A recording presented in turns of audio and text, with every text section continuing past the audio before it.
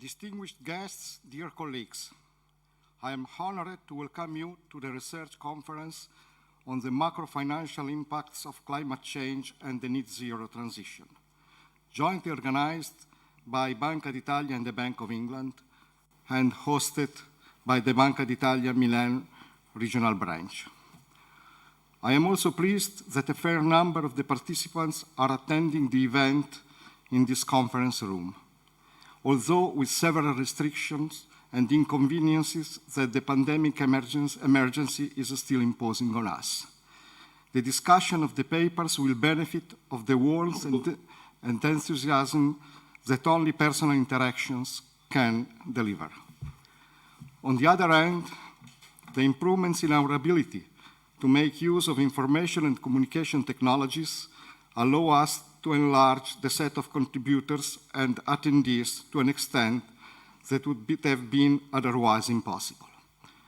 I hope that the hybrid form of the conference will be conducive to constructive discussions, and the high-quality research presented here will provide guidance to the policymakers that are addressing tough choices on vital issues.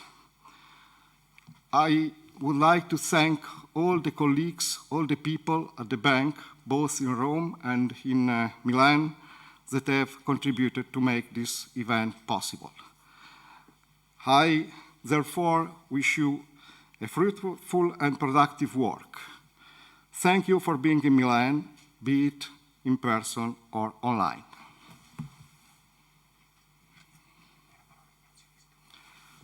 Governor Visco, I suppose that is online. Okay, thank you very much, Giorgio. I hope you hear me. Good afternoon, good morning, good evening to everyone. I'm obviously delighted to open this two-day conference on the macro-financial impact of climate change and the net zero transition. This is a conference that is jointly organized by the Bank of England and Banca d'Italia. And given the circumstances, as Giorgio Gobbi just mentioned, the conference will take place in a hybrid format, and I welcome then all participants, those in presence in Milano, as well as those connected from remote. The analysis of the economic implications of climate change cuts across the issues traditionally covered by macroeconomic research, exploring topics such as growth, technological change, international trade, the role of global financial markets. Nevertheless, we are still struggling to fully grasp the complex interactions with and the transmission channels of climate change to the economy.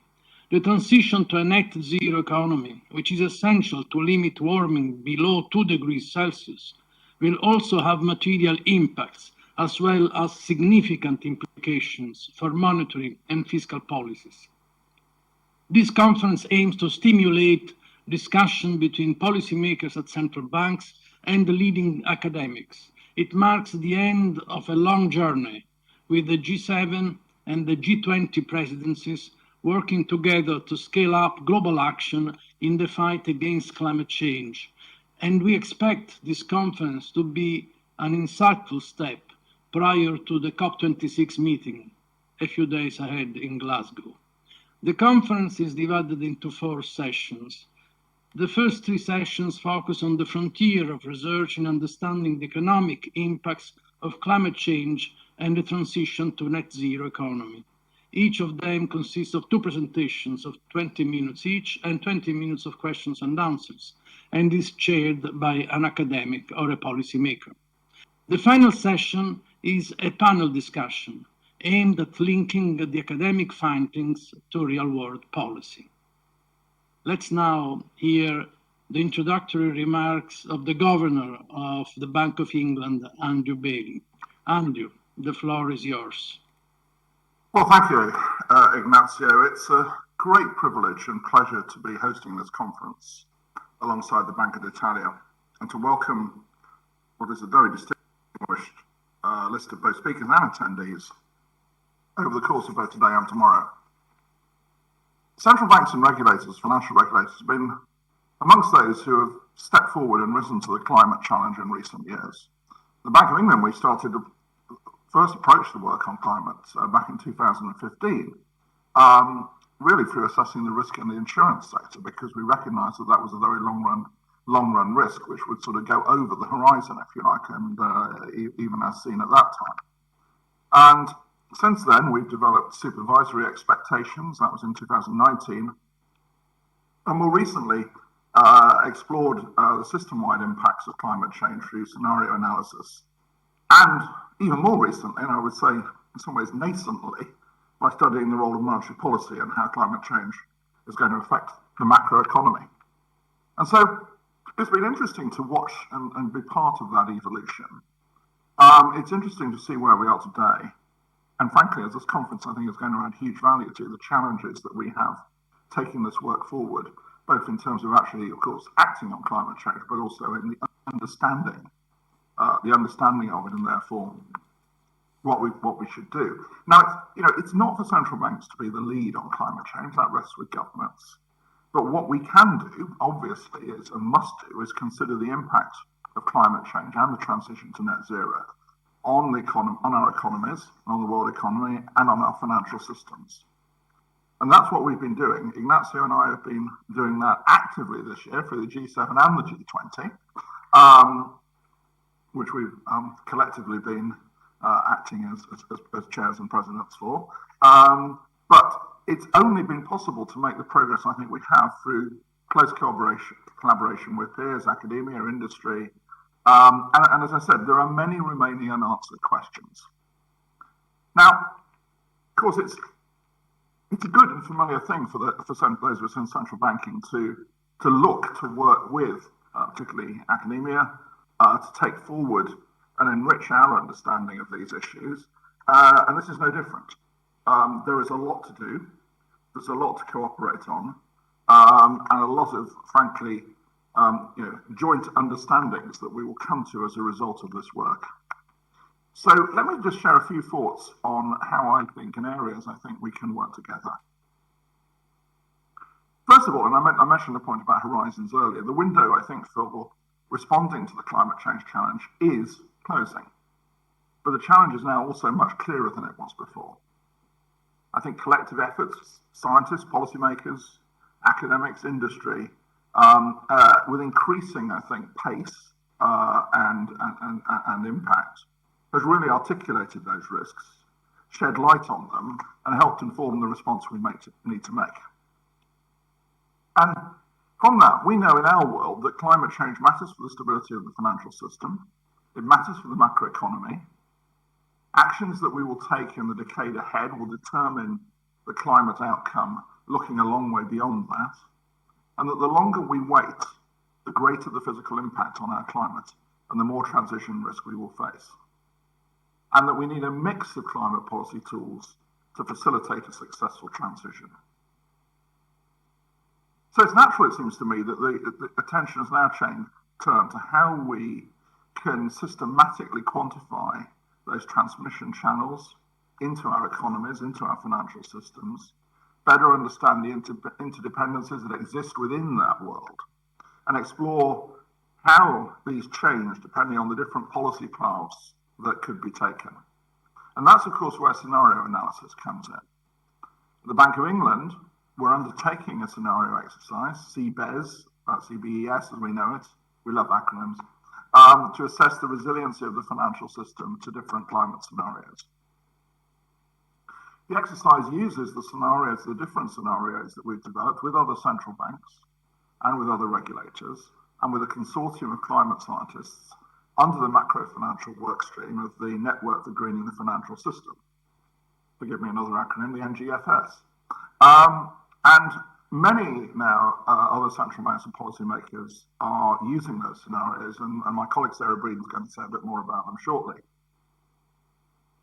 And with these, we're going to assess the economic and financial outcomes of different combinations of physical and transition risks over a period of decades.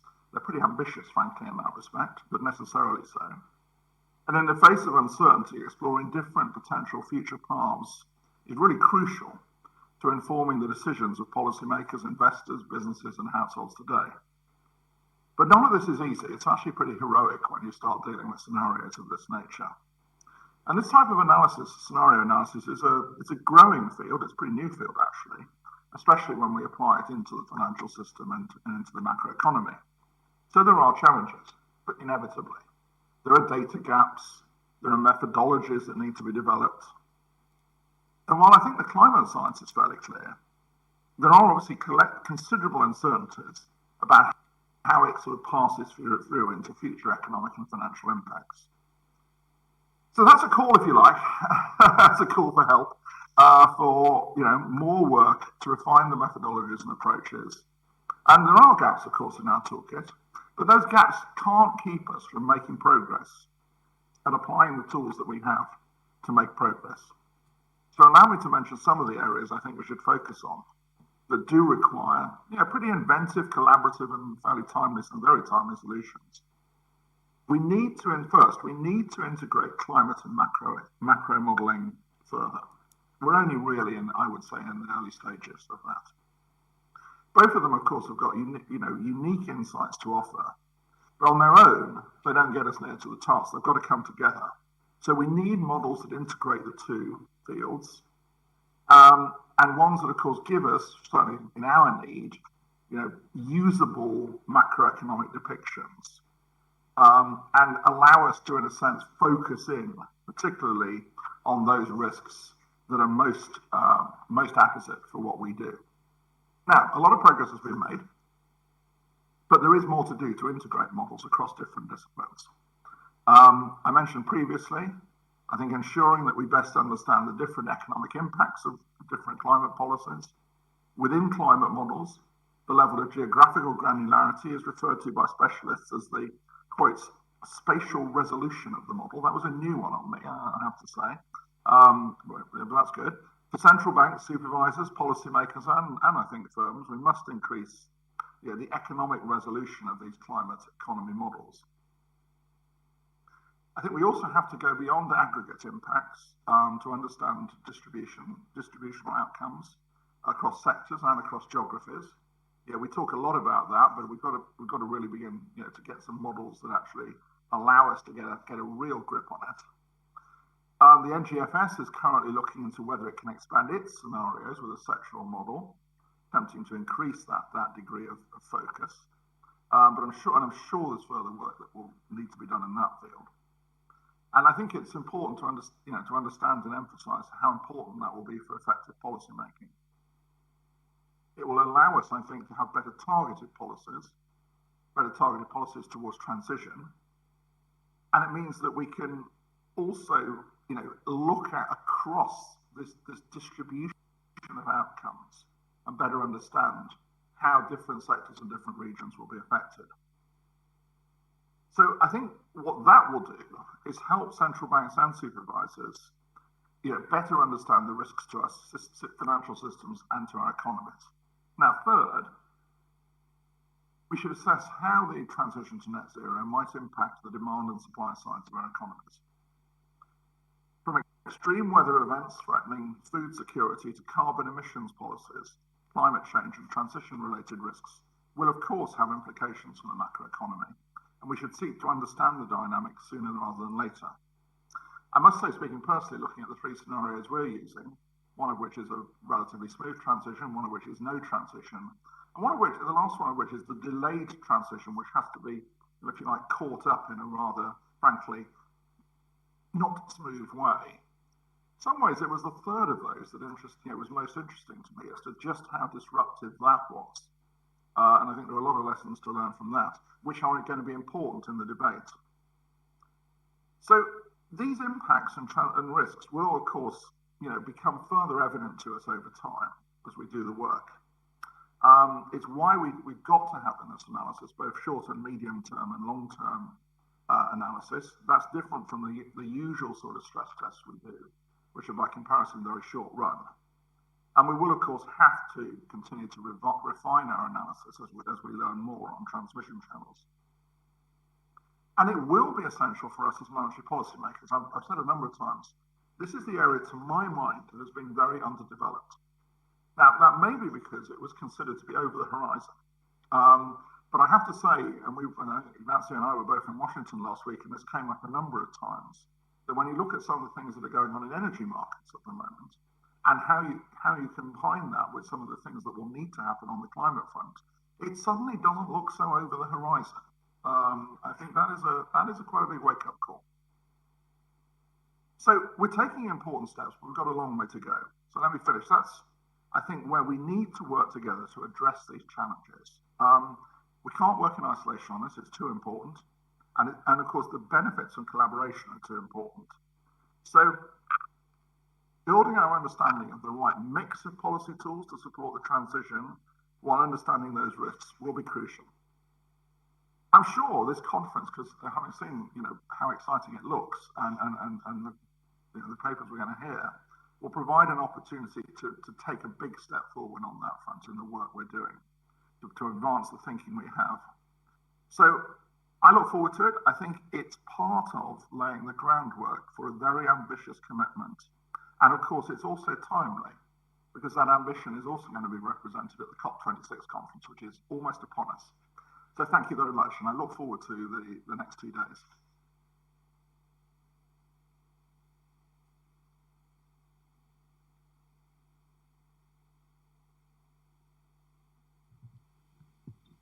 We have Sarah online.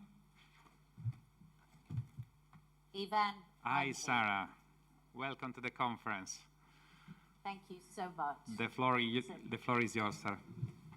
Brilliant. It's my great pleasure to be here today too. We are shortly going to start with the first session of the conference proper.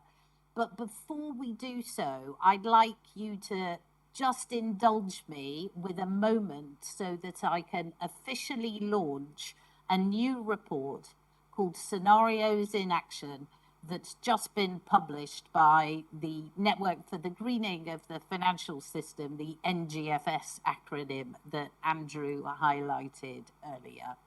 Scenario analysis is hugely relevant to the discussion today. It's where our understanding of climate risks, economic outcomes, and financial risks come together. And I'm thrilled to be able to share some of the key messages from our Scenarios in Action report with you today. Some of you may know that I have two hats. One hat I am is as Executive Director and member of the Financial Policy Committee here at the Bank of England. But with my other hat on, I chair the macro financial work stream of the NGFS. In June of this year, the NGFS Macro Financial Workstream published the second iteration of its climate scenarios. And today, we are publishing a report that looks at how central banks and supervisors are using those climate scenarios to assess economic and financial risks. If we could go to the next slide, please. This report features climate scenario exercises by 30 NGFS members. To date, only 4 of those exercises have been completed and their results published. But as this is a new field, another 21 exercises are due to be completed within the next 12 months. And I think this attests to scenario analysis as being the leading tool for central bank supervisors, the financial industry more broadly, to size climate impacts. Scenario analysis is so important because to understand climate change, we need to look forwards, not backwards. And depending on our actions today, we could see fundamentally different future outcomes ranging from a hothouse world with extreme physical risks to futures where we limit the effects of climate change, but potentially face very high transition risks. Scenario analysis is the go-to toolkit to help us understand those futures. Next slide, please. The report that we've published highlights that the objectives of the climate scenario exercises undertaken by NGFS members vary. While all exercises aim to assess risks, the focus of this assessment can range from risk to individual financial firms, to risk to the wider financial system, or risks to the broader economy. Moreover, because most of us are doing this type of climate scenario analysis for the first time, it's often equally as important to use the exercise as a way of promoting awareness of the risks and to develop capabilities for assessing these risks. Those objectives are often as important as sizing the risks. Central banks and supervisors see considerable value in doing scenario analysis solely to learn by doing. Given that methodologies are still evolving and data gaps are still being closed, as Andrew mentioned, no NGFS members as of yet envisage calibrating prudential policies such as capital requirements on the basis of their exercise. However, it's clear that some members have interest in this topic and have indicated that they may include it as an objective for future exercises, which again underlines the importance of the kinds of issues we will be discussing through this conference. Next slide, please. This slide shows some findings with respect to the scope of the climate scenario exercises. All exercises surveyed in the report cover the banking sector, and about half of them also include additional financial firms such as insurers or pension funds. All but one exercise includes transition risks, and about half of the exercises to date also cover the physical risks from climate change. The main reasons for the difference are that transition risks are in some cases perceived to be the more pressing matter for the financial sectors being considered, and they are also comparatively easier to model. However, physical risks are materializing already, and a comprehensive risk assessment will ultimately require us to look at both types of risk. Interestingly, only one of the exercises surveyed includes climate litigation risks. These are the risks that arise when companies or other actors are held legally liable for, amongst other things, losses or damages that result from the effects of climate change, or for greenwashing their products when they make things seem more environmentally friendly than they are, for insufficient disclosure of climate-related information about their activities, or for failing to reduce their carbon emissions. Climate litigation could have a material impact on the stability of those companies, creating risk for investors or for insurers providing coverage for those most likely to face legal action. The slide also shows that exercises range from a macroeconomic to a sectoral focus, and a number of exercises even include detailed counterparty level analysis. Naturally, these design choices will have a bearing on their complexity and therefore the resource cost of the exercise. Next slide, please. For the purpose of this report, NGFS members have been frank about the challenges and the data gaps they have faced in doing climate scenario exercises and about the creative ways in which they have addressed them. I'll not discuss all of this in detail, it's all in the report, but let me highlight just a few points. First, the NGFS scenarios are not often used directly off the shelf, but instead are adapted to fit a jurisdiction's specific circumstance. This presents challenges, and to help address those, we are continuing our work on making the NGFS scenarios more comprehensive, more easy to use, covering more variables for more countries. Second, climate risks are often analysed over long time horizons, and this creates significant uncertainty in the exercise. The report details some of the ways in which MGFS members are addressing this uncertainty, with particular focus on the use of static versus dynamic balance sheets. And then thirdly, data challenges take time to resolve. Even though scenario analysis helps generate relevant data that can help build the full picture, it's a gradual process, and it remains a key challenge that dilutes our ability to fully understand and penetrate all the risks. Looking forward, next slide, please. Looking forward, I can assure you that the NGFS will continue to serve as a platform for knowledge sharing between central banks and supervisors, and will report on these findings as they emerge. In particular, building on this progress report, the NGFS and the Financial Stability Board are planning to publish a joint report in 2022, drawing out the main implications of climate scenarios for financial stability.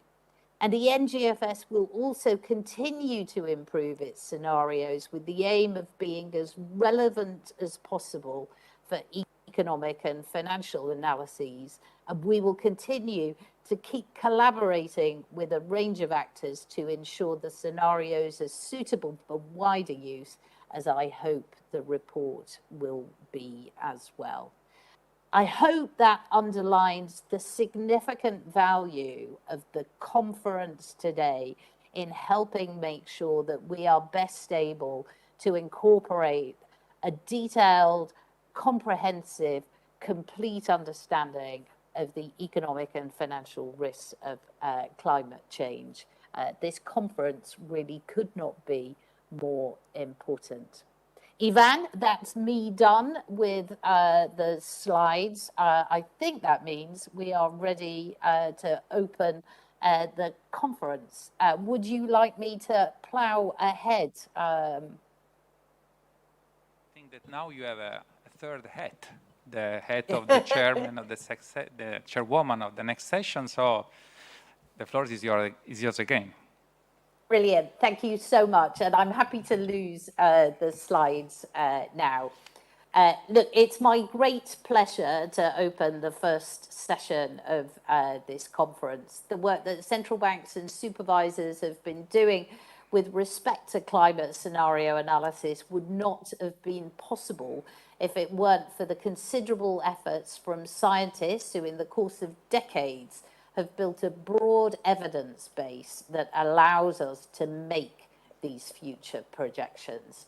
Thanks to those efforts, there's an enormous amount of knowledge about the potential impacts of climate change and about what we can do to prevent those, namely reducing our greenhouse gas emissions. When compared to the physical science basis, research on the impacts of climate change on the economy and the financial system is still nascent. It's crucial for us as policymakers to progress our understanding in this area, and it's especially critical at the current juncture. As Andrew and Ignacio said, we're weeks away from COP26, and it's vital that policymakers take action now if we are to steer the course in an orderly way to net zero by 2050. So to echo our governor, Andrew Bailey, I hope this conference helps lay the groundwork for ambitious commitment underpinned by decisive action and credible work plans at COP26. Now, with my panel, we're off to a great start with two highly distinguished speakers. And I'd like first, please, to give the floor to Jeffrey Heal, who is the Donald C. Waite III Professor of Social Enterprise Economics at Columbia Business School. Professor Heal has had an impressive career as a resource and environmental economist. And amongst many notable achievements, he's chaired a committee of the National Academy of Sciences on valuing ecosystem services, and he was a coordinating lead author of the IPCC's fifth assessment report. Today, Jeffrey will speak to us about transition risk transmission channels. Over to you, Professor Heal. I hope you're with us. Indeed. Thank you very much for that introduction, very generous. Great honor to be here. I'm about to try and share my screen with you people. Let's hope that that works. Okay, I think I'm sharing my screen with you. Can you see it?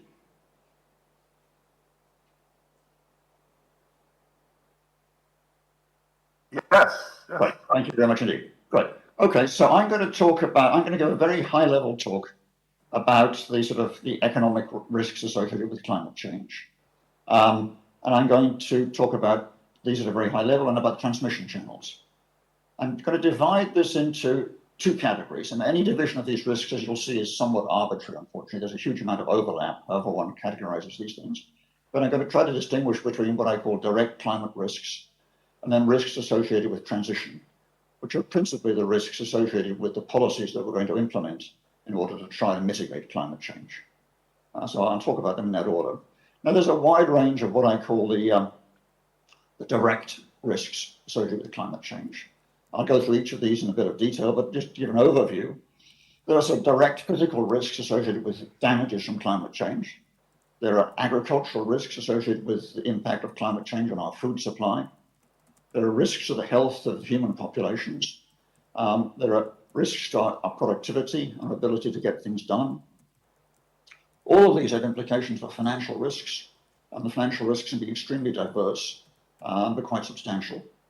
There are social risks, and perhaps least understood of all, but by no means necessarily least important, there are a wide range of what I'll loosely call ecological risks. And I'll talk briefly about each of these in the next slides. Physical risks are in some sense the most obvious risks. There's damages, physical damages to plant and equipment. So there could be damage from windstorms. We anticipate a big increase in wind speeds and in storm severity as a result of climate change. And we're already seeing quite a lot of this. I mean, so far this year, there have been several hurricanes hitting the US, big windstorms in Europe, and several typhoons hitting Asia, all of which have caused damage in the billions of dollars, in many cases, tens of billions of dollars range. This coastal erosion is something which is occurring in parts of the United Kingdom, parts of the northeastern US, parts of the southwestern US, and other places as well. This is something which is separate from sea level rise. What's happening here is the coast is actually being eroded away, and the cliffs are falling down, and buildings on those are being destroyed. This is something which is being accelerated by greater wave action because of higher wind speeds. Another source of physical damage is flooding from rainstorms, and that's been so common so far this year, I hardly need to mention it. But parts of New York were underwater only a couple of months back from the tail end of a hurricane.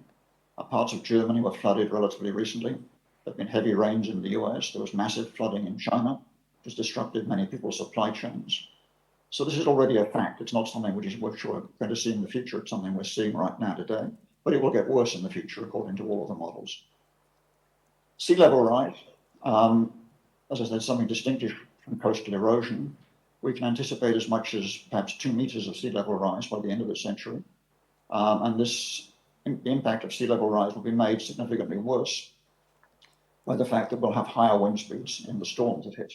So if you take a combination of a sea level rise of 2 or 3 or 4 feet coupled with stronger storms, the damage can go up quite nominally. Finally, of course, there's fires. And the world has literally been on fire for the last few years. We had fires in California, fires in Oregon, and fires in Washington State, fires in the southern European countries, fires in northern European countries, fires in Siberia, and terrible fires in Australia. I was part of the, as Sarah mentioned, I was part of the last IPCC report, not the current one, but the 2013 report, we actually hardly anticipated the severity of fires in that report. This is something which has really come out of left field. Was quite the significance of this was really quite unanticipated a few years back. And so this, I think, is a good illustration of the potential for significant surprises in the area of even such basic things as physical risks associated with climate change. So my second category was agricultural risks. One of the probably the biggest risk here is extreme heat. We now know that crop yields can drop dramatically as temperatures exceed somewhere in the region of 30 degrees centigrade, 30, 31, 32 degrees centigrade, depending on the exact crop. Crop yields increase slightly as temperatures move up towards 30 degrees from below, but as soon as you go over around about 30 degrees, yields drop very sharply. And there's plenty of evidence that crop yields in major agricultural areas, crops in major agricultural areas will be subject to several days a year in excess of 30 degrees centigrade in coming years. So we can expect a significant drop in crop yields because of this. The flooding that I mentioned in the previous slide as a physical risk is also, of course, a risk to crops. Crop yields can be greatly reduced by excessive rain. Sea level rise, again, is a source of crop risk, agricultural risk. We can lose land because land is overtaken by sea level rise. We can lose cropland, farmland. But also, even if land is not permanently flooded, saline intrusion can greatly reduce its productivity. So we'd anticipate if there's a sea level rise of 4 or 5 feet, to 2 to 3 meters, let's say, by the end of the century,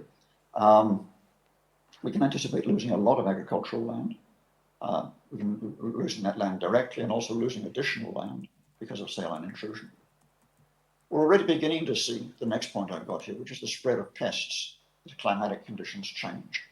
So pests are spreading, tropical pests are spreading northwards.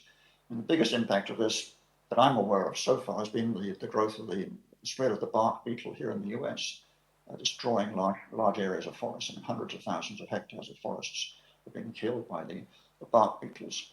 And that's a direct result of the warming of winters, which allow this pest to overwinter and its population to increase. We're beginning to see more of this in other parts of the US, and I'm sure this is happening in other countries as well. Parts of the US have been subject to a massive drought for the last 10 to 15 years, the southwestern US, and other parts of the world also been subject to massive droughts. So again, that's a very important agricultural risk. Windstorms, of course, can destroy crops. So windstorms going through parts of the Midwest can just flatten cornfields, again, greatly reduce the yields. So there's a wide range of agricultural risks, all of which threaten the supply chain of our food. Health risks, another big category, I'm afraid. Obviously, there are physical risks to our health posed by storms, fires, floods, and so on. People are hurt by these directly. There's risks associated with extreme heat. We now understand that, for example, if the wet bulb temperature exceeds around about 95 degrees Fahrenheit, then humans just can't survive in this kind of environment. So that's a wet bulb exceeding 95 degrees is a combination of heat and humidity, which makes it impossible to keep one's core body temperature in sort of 98 degrees Fahrenheit, 37 centigrade range. And current forecasts suggest that significant parts of the world will experience wet bulb temperatures in excess of 95 degrees by sort of the second half of the century. Parts of the Middle East, parts of India, other parts of Asia. We're already seeing the spread of mosquito disease vectors. Mosquito-borne diseases are extending their ranges quite significantly. To give a personal angle on this, my wife and I have a vacation home in the Caribbean, which we bought about 15 years ago. When we bought that, the region was relatively disease-free. Since then, we've seen dengue fever, Zika, chikungunya, all become endemic within the Caribbean. And I have no doubt at all that malaria will arrive within the next few years. This is happening in many other parts of the world. The range of malarial vectors in Africa is spreading. The range of dengue vectors in Asia is spreading. And these are all serious diseases capable of having a very, very negative impact on people's health. Obviously, the risk from flooding, people drown, people are harmed in flooding. And perhaps something which is less widely appreciated, but there have been a couple of studies recently which show that the risk of industrial accidents increases greatly as temperatures increase, particularly in outdoor activities. Industrial accidents in farming, industrial accidents on construction sites. These have become much more common as temperatures rise. Something which perhaps we don't think about so much is the impact of temperature on productivity. But there's a great deal of evidence that temperature reduces individual productivity. There's a clear sort of physiological evidence of a drop in productivity as temperatures rise above the mid-70s. People just become less effective at doing a wide range of both intellectual and physical tasks. I mentioned the rise in industrial accidents on construction sites and agriculture associated with high temperatures. There's also, again, not so widely recognized, there's a great deal of very convincing evidence that students in schools learn less effectively when temperatures rise. And this can obviously have a negative long-run impact on productivity. Now, financial risks. The point I'd like to really emphasize here is that all physical risks have associated financial risks, because all these physical risks destroy assets or impair the value of assets. And every time you damage an asset, you're doing harm to some entity's balance sheets. And indeed, it goes beyond that. If an asset is financed, then there's a loss of collateral as far as the institution financing it is concerned. So all physical risks, all destruction of assets have financial counterparts through harm to balance sheets and through possible loss of collateral. There's also, of course, the famous stranded asset risks, which the Bank of England has emphasized heavily in the past. The BOE has emphasized stranded asset risks in the field of oil and gas, but actually these asset risks, of course, are much, much wider. For example, plants making internal combustion engines for cars will be relatively valueless, I hope, 10 or 15 years from now. There was a long piece in the Financial Times recently, which some of you may have seen, about the loss in value at General Electric and Siemens, who are two large makers of gas turbines, because of the drop in demand for gas turbines and the anticipation that gas turbines will be much less in demand in the future than they have been in the past. So again, that's a stranded asset, the capacity to manufacture gas turbines. There's a wide range of risks going to be associated with the extensive restructuring of economies which we're going to experience in the next few decades. It's going to lead to a lot of repricing of assets. Now, back in 2008-9, a relatively mild repricing of mortgage-backed securities led to a huge financial crisis.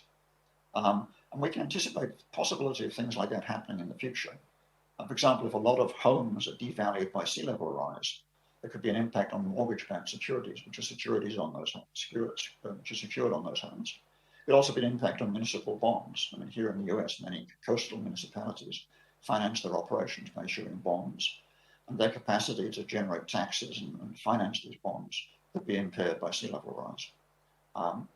So there's potential for systemic effects there because of the impact of sea level rise on property values and on asset values and on tax capacities. It's possible we'll see much more extensive repricing of securities, quite abrupt repricing of securities in connection both with climate change itself and with the transition policies which we're anticipating will be put into effect. Social risks. Massive social disruption is possible because of many of the things I've talked about. We could see extensive migration resulting from crop failures. If crops and if agriculture in some zone fails on a massive scale, people will migrate out of that area. Flooding, extensive flooding will lead people to migrate.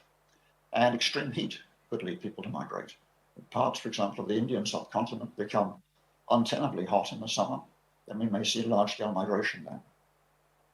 All of this migration could lead to the growth of failed states, or at least the growth of failed regions within states.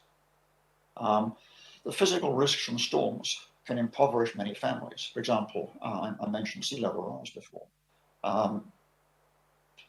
For many families, many middle-class families, obviously their principal asset is their home.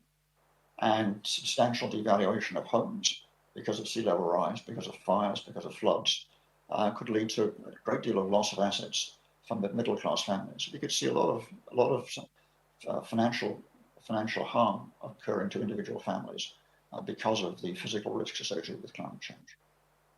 And stranding of human capital. That's something we don't typically talk about very much, but a lot of skills are going to be devalued as a result of climate change. Demand for new skills will rise, but existing skills will be devalued. For example, the capacity to mine coal, hopefully, will be devalued a great deal within the next couple of decades. The capacity to service internal combustion engines will be devalued a great deal. There will be other demands instead, but this could have a big impact, obviously, on people's capacity to earn a living. Final category of risks is ecological risks. I don't have a lot to say about this, just simply to flag the issue. The IPCC has forecast a massive increase in species extinction over the course of this century, with possibly as much as 1/3 of all known species being extinct by the end of the century. That's, I think, a wild guess in many ways, but it does highlight the fact that there's huge risk to many ecosystems because of climate change. At this point, it's not clear how this will affect human societies, but a lot of biologists suggest it will have a very big impact. For example, one quite possible outcome is an increase in the incidence of zoonotic diseases which start off as animal diseases and then transfer over to humans. COVID is obviously such a zoonotic disease. AIDS was a zoonotic disease. Ebola was a zoonotic disease. So there has already been a significant increase in the frequency and severity of zoonotic diseases. And one possible side effect of biodiversity loss will be a further increase in this area. There could be an impact on pollinating species and thus on agriculture. Agriculture is actually quite dependent on pollination in many ways. The loss of pollinators for a variety of reasons, climate change amongst them, is having an impact on several types of agriculture at the moment, and that could become more severe. There's also potentially a psychological impact of ecological impoverishment. Ed Wilson, a famous Harvard biologist, has written about what he calls biophilia, which is human dependence on access to nature, human psychological dependence on access to nature. There are emerging suggestions that deprivation from nature can cause stress, depression, and a variety of mental health issues. So that's my list of what I call the direct impacts of climate change. It's a long and somewhat threatening list, I have to say. Let me turn now to the transition risks. These are the risks, as I said, that are associated not so much directly with climate change itself, but with the policies that we will be implementing in order to cope with climate change and to mitigate climate change. Some of these are fairly obvious, so I won't spend a lot of time on them. But there are financial risks, and I've mentioned these essentially. There are the risk of stranded assets as we move away from oil and gas, as we move away from internal combustion engines, as we move away from conventional power stations. There'll be a lot of abrupt revaluations of existing capital stocks, and not just physical capital stocks, but as I indicated, human capital stocks and intellectual capital stocks as well. And as in addition to financial risk, there are what I call financing risks. The real issue here is whether capital markets can adequately fund the massive investments that are going to be needed in infrastructure for the transition to clean energy. A lot of this transition is going to happen in developing countries. And so yeah, I'm not at all clear, frankly, that existing capital markets will be capable of providing the funding necessary for the energy transition in developing countries. Transition is occurring in Europe, transition is occurring in the US, perhaps not as fast as one would like, but relatively smoothly, and the capital is certainly available. But when one looks at transition in India, in China, in Africa, it's simply not clear to me where the financing for that will come from. It seems to me that a lot of that will have to be aided by international agencies rather than being a total reliance on private capital there. There are also supply chain risks. There's a risk of we're going to be radically restructuring our supply chains. For example, there's going to be a massive ramp up of battery production and the extraction of raw materials for batteries. And these sort of radical restructuring of supply chain risks to a fairly tight timetable can always pose risks of supply chain breakdowns. There's also, I think, energy security risks, and we've seen a little bit of that in the last few weeks. But let me go into a bit more detail there. Renewable energy, as we obviously all know, is intermittent. I'm not sure that we fully understand the long-run distribution of wind power and solar power. Now, it's certainly possible that climate change could alter the distribution of wind speeds, which can have an impact on the productivity of wind turbines. One of the reasons for the energy problems in the UK this year is that wind speeds were unusually low in Northern Europe this summer. Is that a random event, or is this something we can expect to occur more frequently as a result of climate change? The world is becoming much more dependent on solar power than it has been in the past. A massive volcanic eruption could greatly reduce the amount of insolation and could reduce the productivity of solar power for several years. This is not a hypothetical possibility. This is something that just happened in the last few decades and happened on a very large scale in the last few centuries. So in a world which is heavily dependent on solar power, we could find ourselves short of solar power for a couple of years as a result of a major volcanic eruption. Reduced investment in oil and gas could lead to shortages during the energy transition. Obviously, there's relatively little incentive to invest in a product which is currently being phased out. And the IEA in their recent World Energy Outlook, just came out a few days ago, made the remark that the current levels of investment in oil and gas are very close to those required in their net zero emission scenario, which is much too small, of course, to sustain continued dependence, significant dependence on oil and gas. So let me summarize this. There's a very, very wide range of climate transition risks. These have impacts through an extremely disparate range of channels. Virtually no aspect of the economy will be unaffected. Some of these risks are already very apparent: storms, fires, heat, flooding, and so on. But many of the risks are not yet obvious, although if we look carefully, they are appearing. I mentioned there things like disease vectors, the increasing range of disease vectors, the impact of heat on productivity, and so on. There's a big risk of financial capital losses. Some of these are evident and we can anticipate them quite clearly, but others probably will surprise us. So I think we really have to be very much on our feet, and I think it's going to be a difficult time for central banks the next couple of decades. I think there are lots of surprises coming your way, I'm afraid, Sarah. Thank you very much, Jeffrey. That was an absolutely phenomenal tour de force in casting your eye around all of the challenges that we face as we look ahead. We'll have time to quiz Jeffrey in just a short while, but before that, we're going to move to Dr. Pablo Salas Bravo, who's the Deputy Director of Synergy, the Cambridge Centre for Environment, Energy and Natural Resource Governance, as well as the Prince of Wales Global Sustainability Fellow in Radical Innovation and Disruption at the Cambridge Institute for Sustainability Leadership. Dr. Salas will speak to us about the potential geopolitical and sectoral impacts of the transition. Pablo, over to you. Many thanks, Sarah, for the introduction, and many thanks also, Jeffrey, for this very good overview on risks.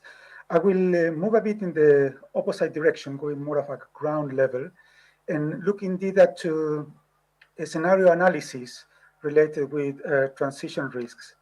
So I can see now, I can see you're seeing my screen. The results that I'm going to show you are associated to the project Frantic, Financial Risks and the Impacts of Climate Change, which was funded by the Natural Environment Research Council of the UK, NERC. And they are pretty much in the spirit that Sarah mentioned before, which is kind of as our data improve, as our methods improve, we need to keep going and keep improving the scenario analysis that we do over time. And indeed, this work that you are going to see here builds on our previous work in the area of stranded fossil fuel assets, which was published in 2018. Now we have a much better resolution of the energy sector, thanks to asset level data for oil and gas. And then we also upgraded the representation of power and transport sectors and built a representation of financial network that allow us to see the impact through equity channels in the financial sector. So I'm going to tell you about these results next. So we will first describe the methods and scenarios used in our analysis, followed by the general results. And then we're going to analyze the key aspect, which is the new energy geography that emerges from these results, and especially looking at the transboundary effects of the changes in energy trade. Finally, if we have time, we're going to discuss briefly the propagation of the transition risks across the equity channel of the financial sector. So let me start with the methods and scenarios. In particular, let me give you a brief introduction to the main platform behind our study. So at the heart of our analysis is the macroeconomic model E3ME, which was developed and maintained by Cambridge Econometrics.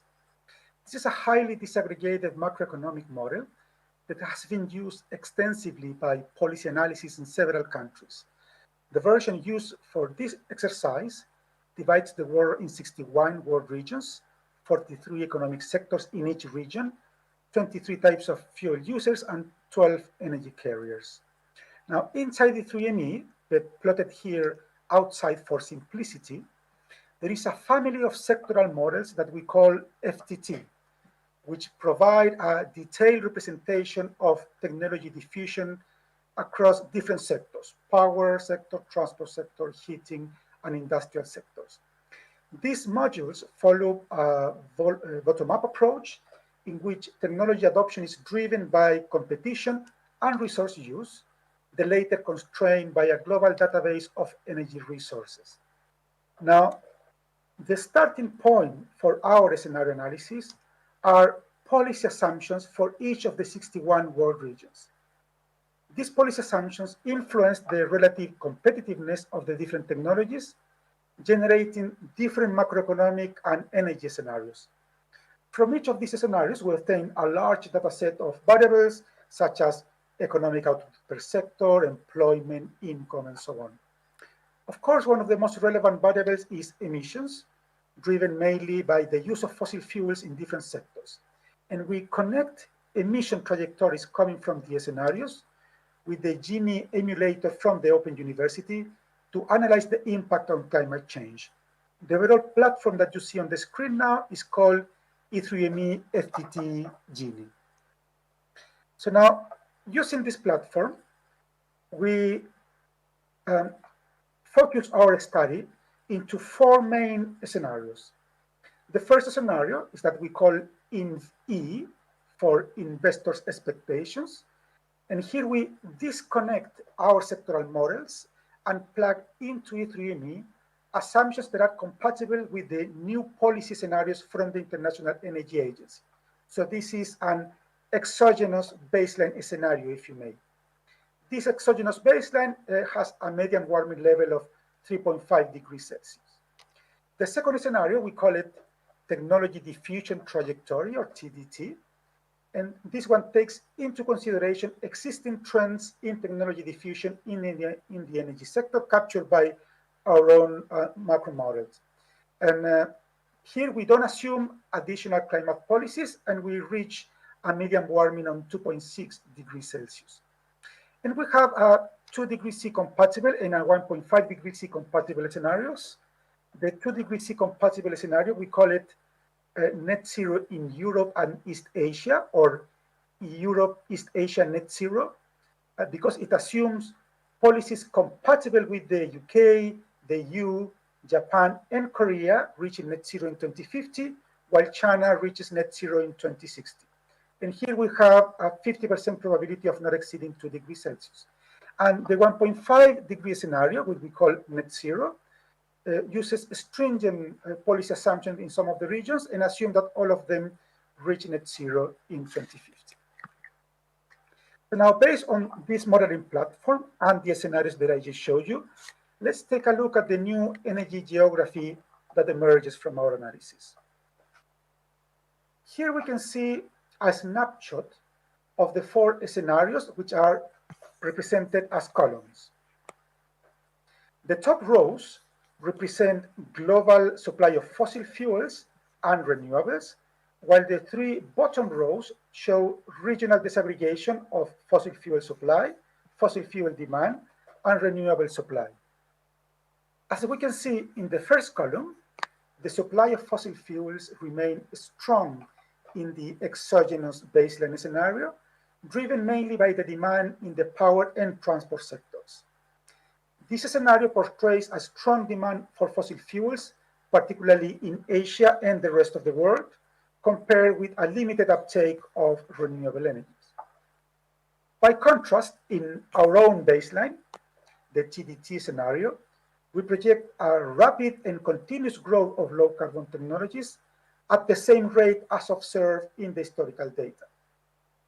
In the UEA net zero scenario, which is compatible with 2 degrees Celsius, we can see a similar behavior, but with a faster uptake of low carbon technologies, driven by policies in the countries with net zero targets, in this case would be mainly Europe and East Asia. And finally, in the net zero scenario, low carbon technology is adopted at a faster pace than in the other scenarios, driven mainly by policy support across the board. But also you have a lot of cost reductions due to learning by doing.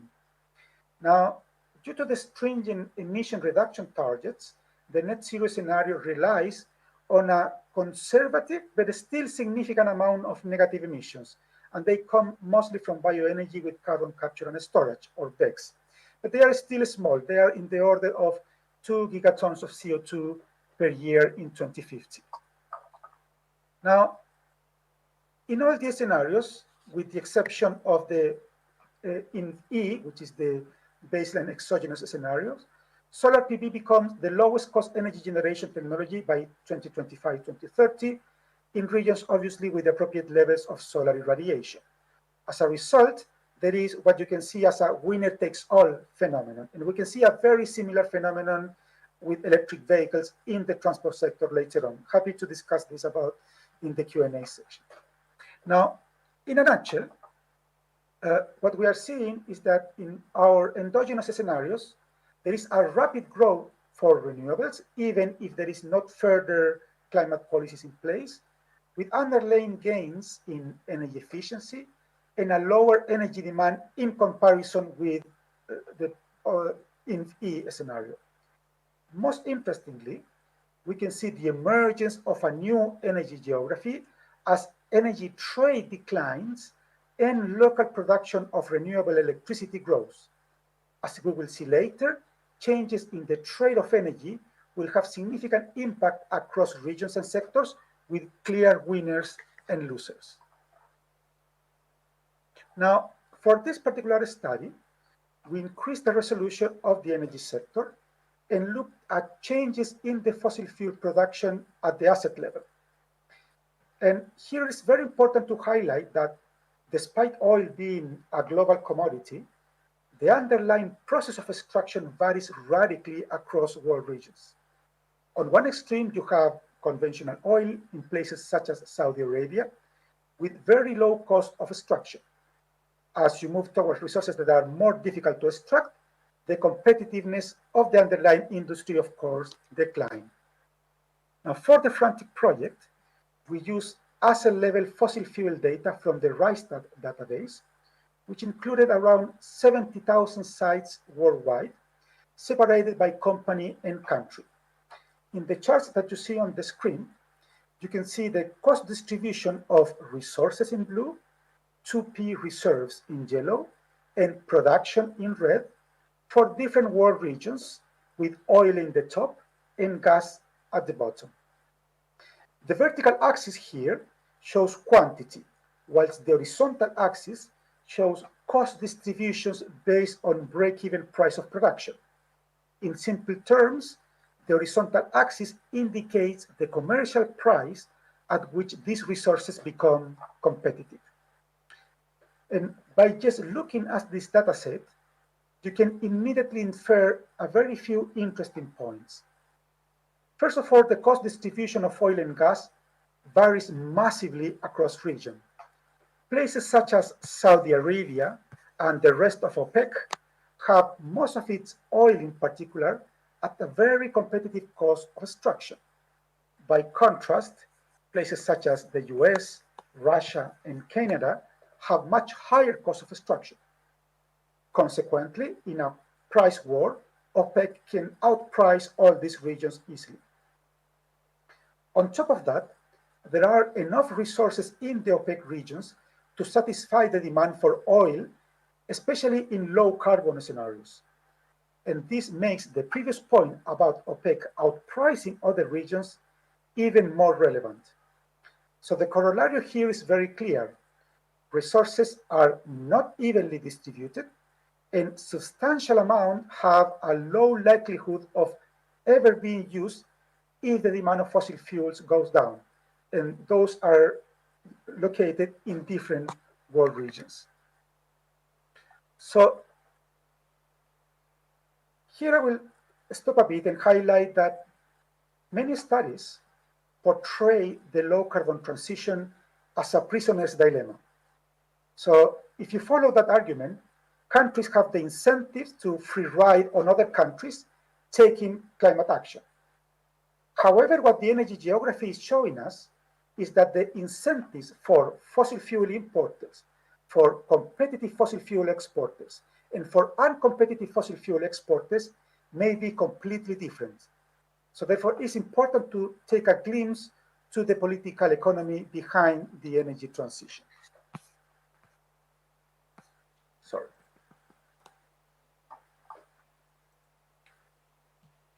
Here we can see the sectoral impacts of the transition, looking at differences between two main scenarios, the exogenous investment expectation scenarios and the 2 degrees C compatible scenario, EUEA net zero.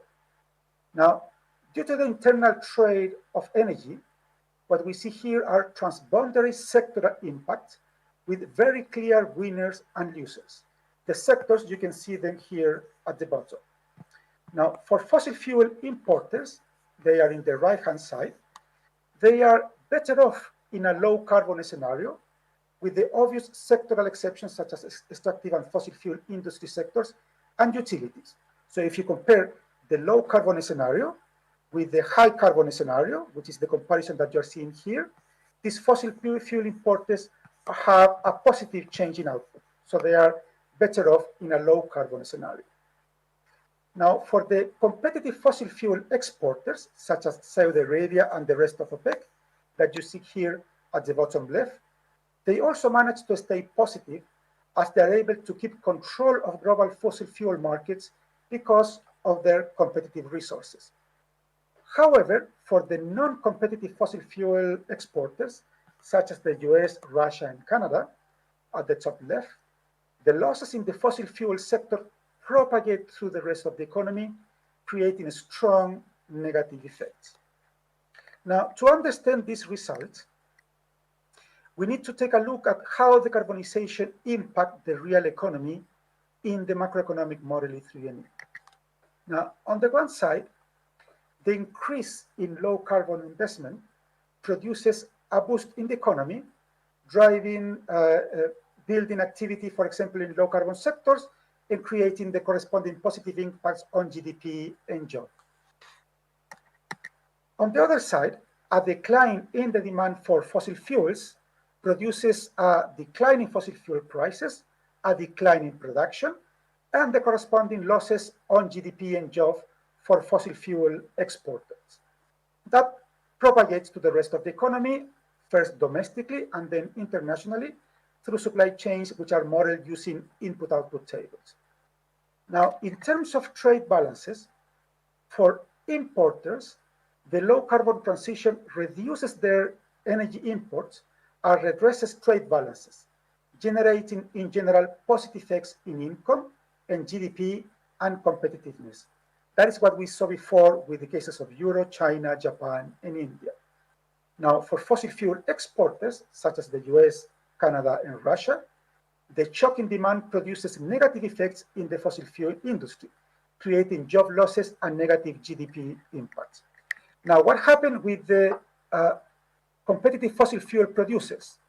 Well, they actually face a difficult decision because they can, on the one side, maintain production low in order to stabilize prices, or they can go to a price war and grab market share. And we analyze those scenarios under what we call quotas, so a scenario in which OPEC maintain current shares of oil and gas markets, and a scenario that we call sellout, in which they grab market by increasing production. Now, of course, I don't have time to show you all the results because we did this for all the scenarios. So I'm just going to show you briefly one particular case, which is the comparison between the reference in E scenario with the 2 degree scenario, EUEA net zero. So here you're seeing in the left-hand side, the scenario with quotas in which kind of the OPEC restrict production, and the scenario with sellout in which they increase production for several world regions and some macroeconomic variables. royalties at the top, GDP in the middle, unemployment at the bottom.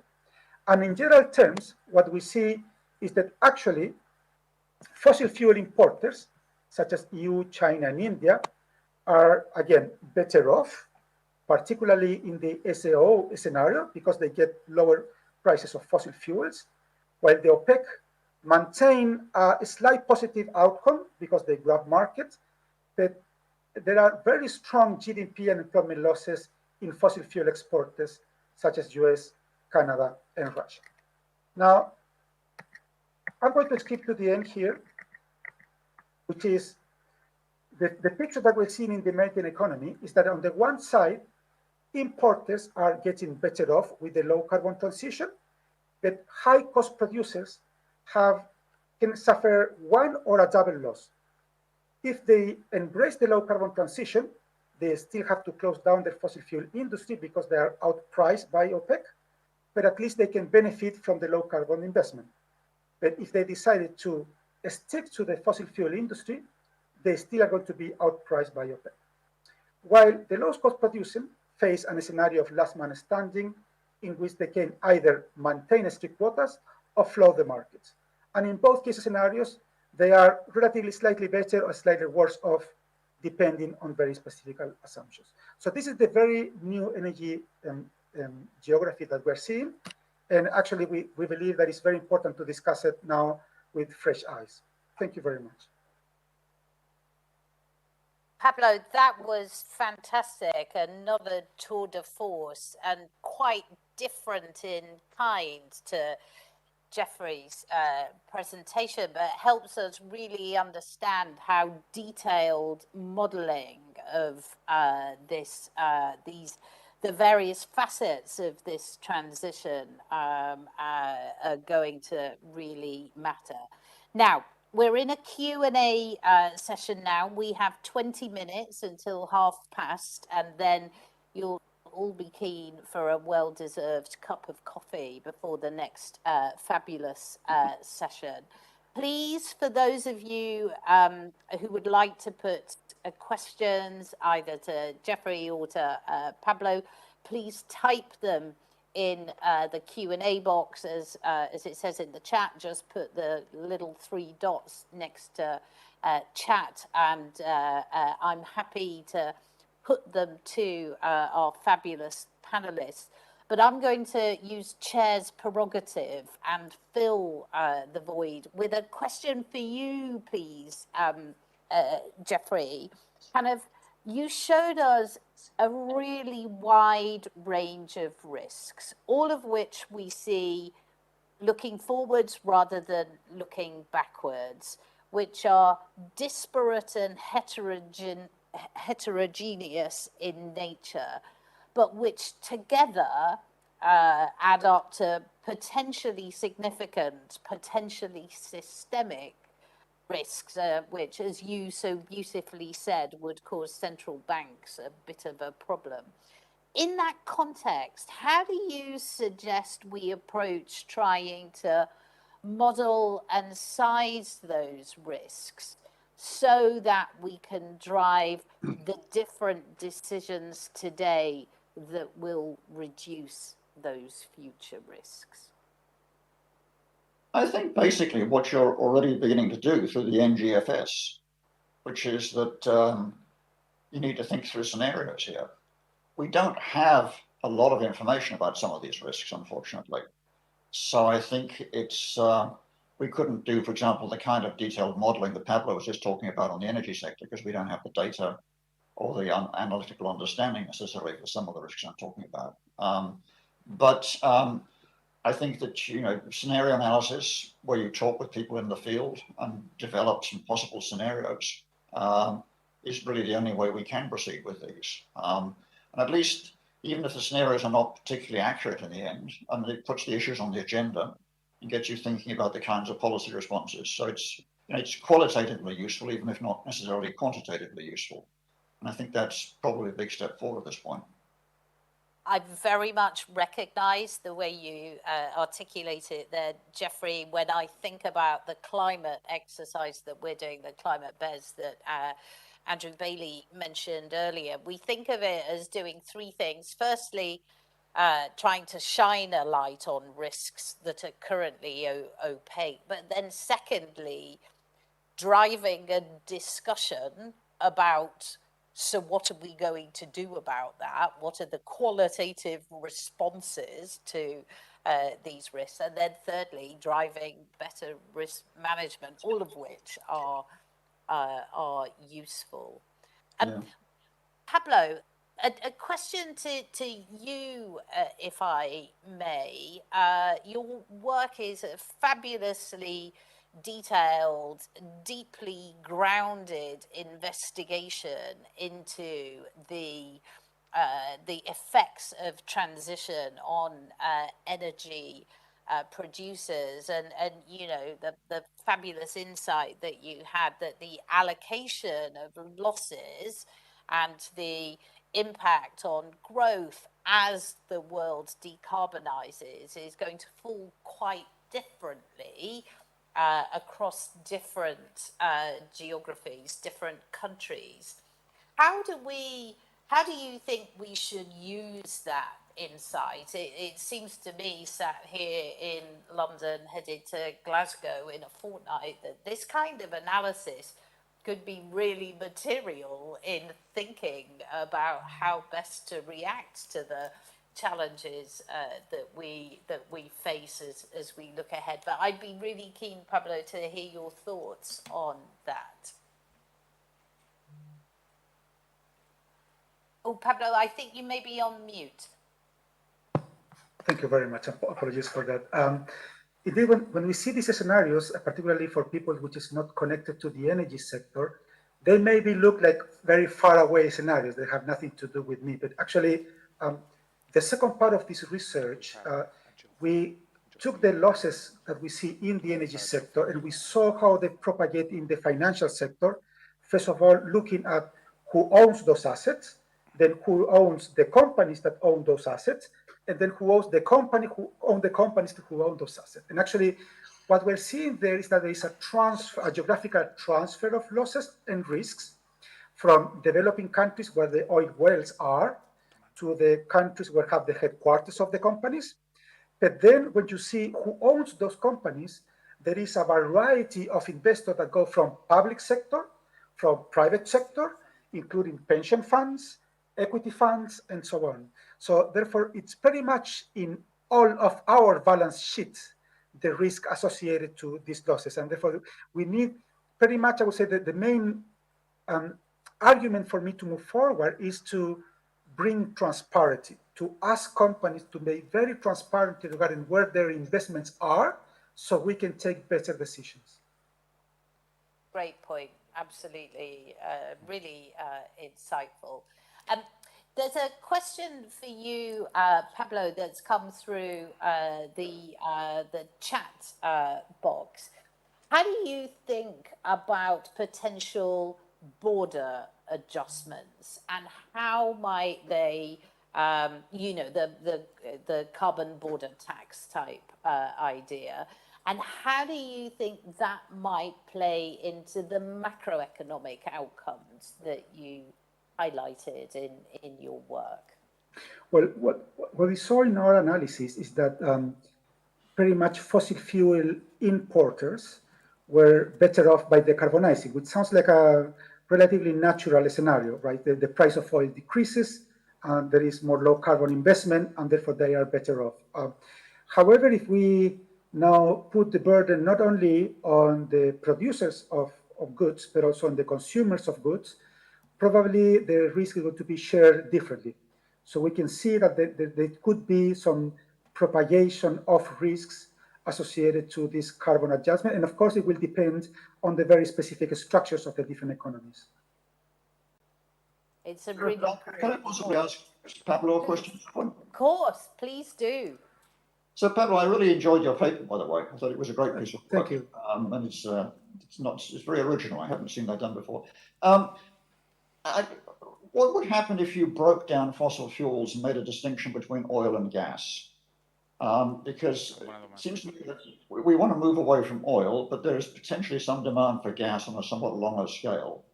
And for example, your comments about the impact of this on the US. Now, the US is not a low-cost oil producer, but it is a low-cost gas producer.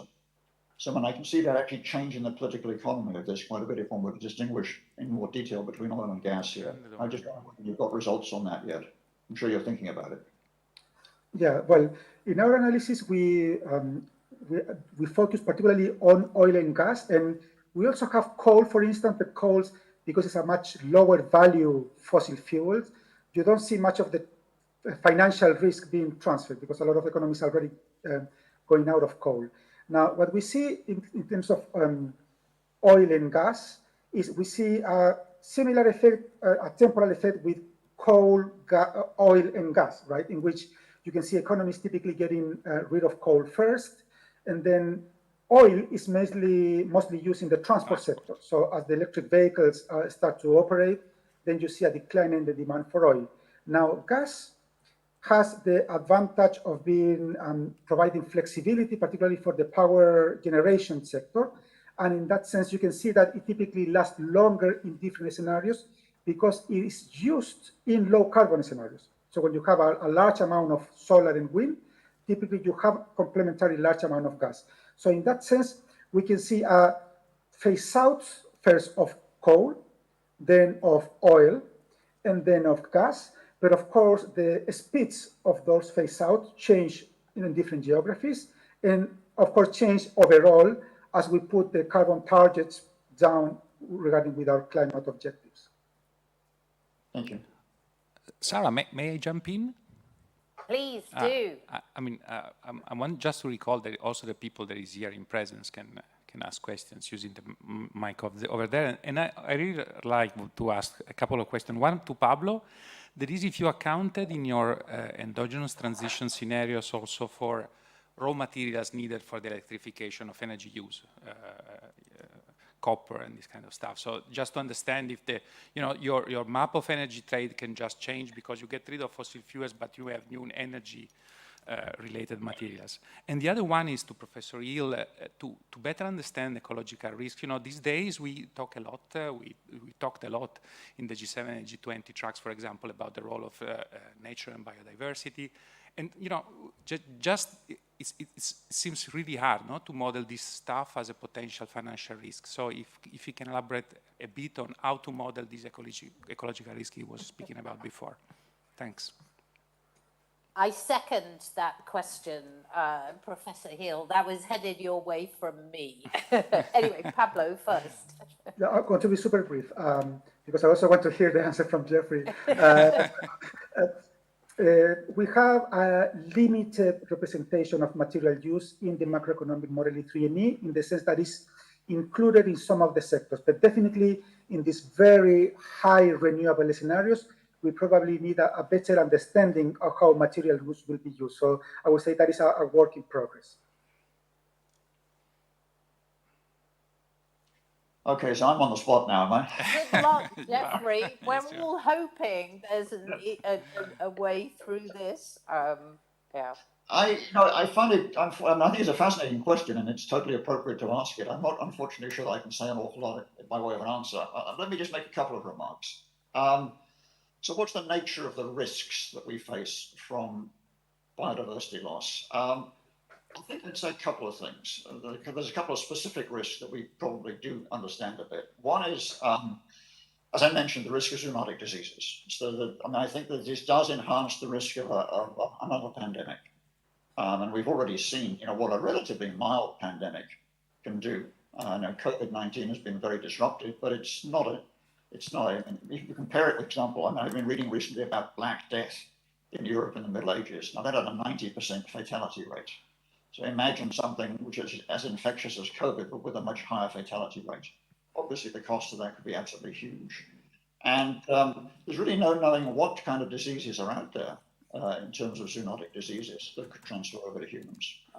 Second thing I'd say is that one of the most important and quantifiable risks of properties of biodiversity is it provides us with insurance against sudden loss in crop yields. For example, on a number of occasions we found that a major food crop has been infected by some kind of pest. And that it's very hard to breed in resistance to this pest. And the pest is resistant to many kinds of pesticides and so on. And we've overcome this problem by actually finding a close relative of the food crop, which is immune to the pest, and then transferring the immunity genetically from the close relative to the actual food crop. And that's happened with rice, it's happened with corn.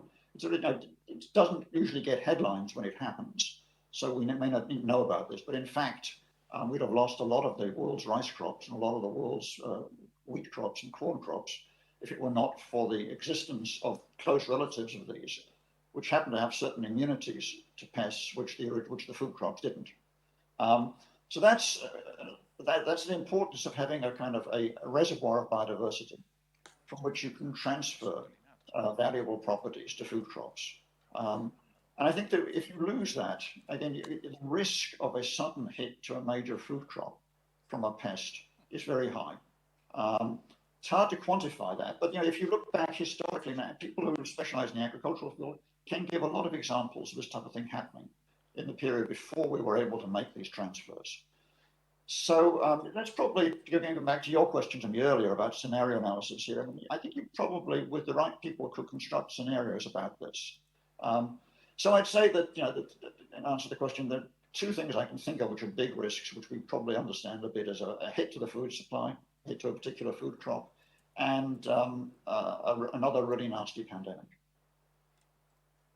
I agree with that, and I think kind of the idea of trying to think about what are the equivalent shocks, the equivalent scenarios, and seeking to identify those, whether it's zoonotic diseases or crop yields or some other aspect, and play those through, learning from history as appropriate, seems to me to be a very wise thing to do, and perhaps something we should invest in. And I encourage everybody participating today to take up that challenge.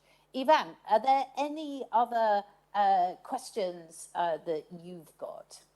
Well, it seems on the chat there is Hector De Santis that is asking to Pablo to elaborate a bit on the problem, that was mentioned also the professor, of solar or wind intermittence in producing energy. And Hector as well is also asking if carbon tax can provide a faster and more homogeneous solution instead of two-sole supervision of central banks. So, I think that both speakers can answer these questions. Yes, both interesting questions. Sorry, could you repeat the first one, because I don't see it in the chat? The first one is asking to elaborate a bit on solar and wind variability in providing power. Yeah, this is, at least in our scenarios, is not only at the global level, but especially when you look at the regional level, is important, and we believe that it requires further studies. Now, the main uncertainties that we see there is on the adoption of technology. Now, most of the studies currently look at kind of rates of adoption, and they extrapolate into the future, but those rates of adoption may change. There is also an aspect of flexibility of the grid, which is connected with, on the one side, trade. So if you have a country which has trading with their networks with different energy sources, then that improves flexibility, but also you have design of the grid flexibility. For example, one of the aspects highlighted by the International Energy Agency in India is that they need more professionals, electrical engineers, to work in these issues in order to interconnect this very large network. But when you are interconnected already, then you have different regions provide their backup for the other regions. So actually there is plenty of more to know about the flexibility. So the knowledge that we have about that is relatively limited. And regarding carbon tax, definitely carbon tax is one of the measures which is not sufficient, but is definitely necessary.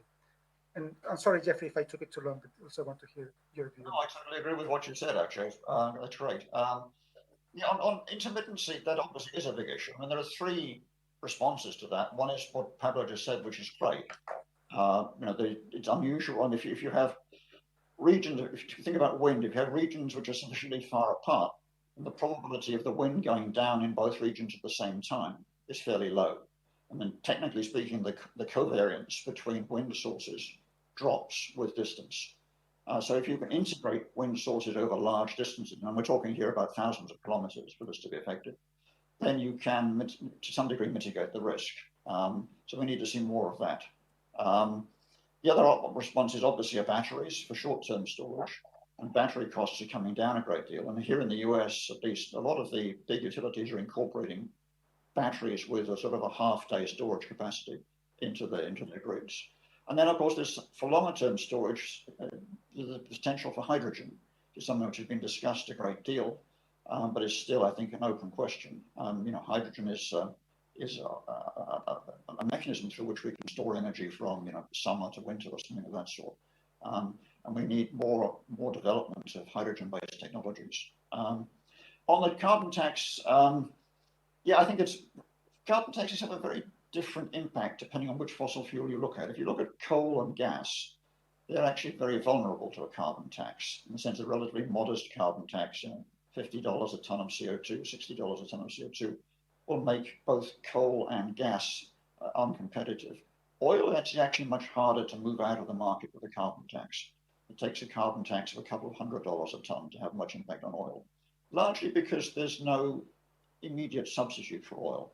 The elasticity of demand for oil is rather low because we don't have many alternatives for aircraft, we don't have many alternatives for ships, and we don't. At the moment, we are beginning to see an alternative for ground transportation, but it's only very thin on the ground. So demand for oil currently is extremely inelastic. We have to put the price up a long way before we force it out of the market. That could change, obviously, as electric vehicles become more competitive and spread. Brilliant. Look, we are at the half hour. That was an absolutely fascinating session. Andrew Bailey opened in his opening remarks, said we need help from academia to help us better understand the challenges ahead. And I think Jeffrey and Pablo, you have done that brilliantly. I've taken 3 learnings from this. Firstly, underline the value of the scenario analysis that we're already doing. Secondly, underlining the scale of the intellectual challenge ahead of us. We have to do the kind of deep, rigorous analysis that Pablo has set out across a whole range of transmission channels, as you highlighted, Jeffrey. So the scale of the challenge in front of us is immense. And now we've got to start thinking about the wider environment as well. So a fabulous session. Huge thanks to both of you. And Ivan, I will hand it back to you in Milan.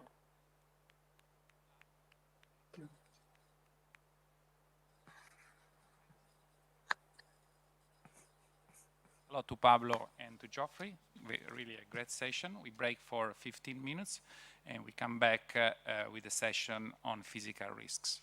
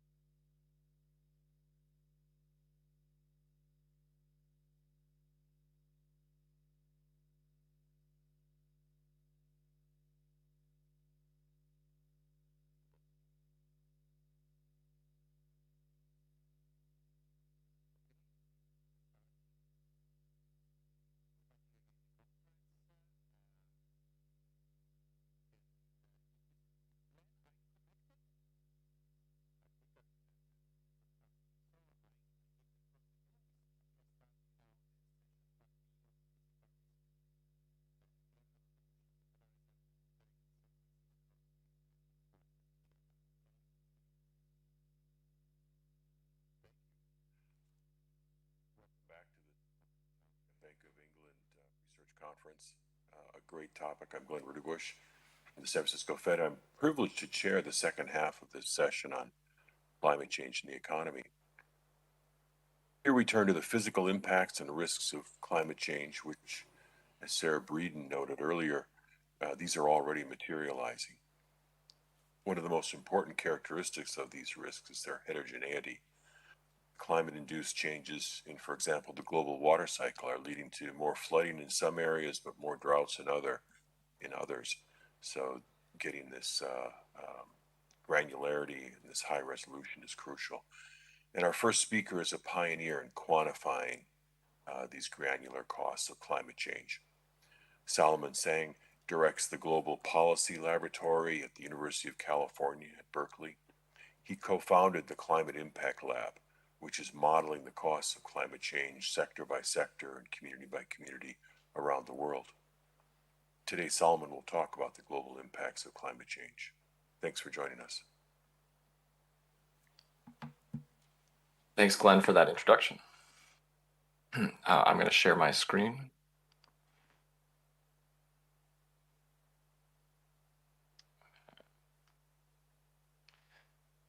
Great. So thank you very much for having me. My name's Solomon Shung, and like I said, like Glenn said, some of the work I'm going to show you is from my team at Berkeley, and some is from the Climate Impact Lab, which is a consortium of researchers from around the country.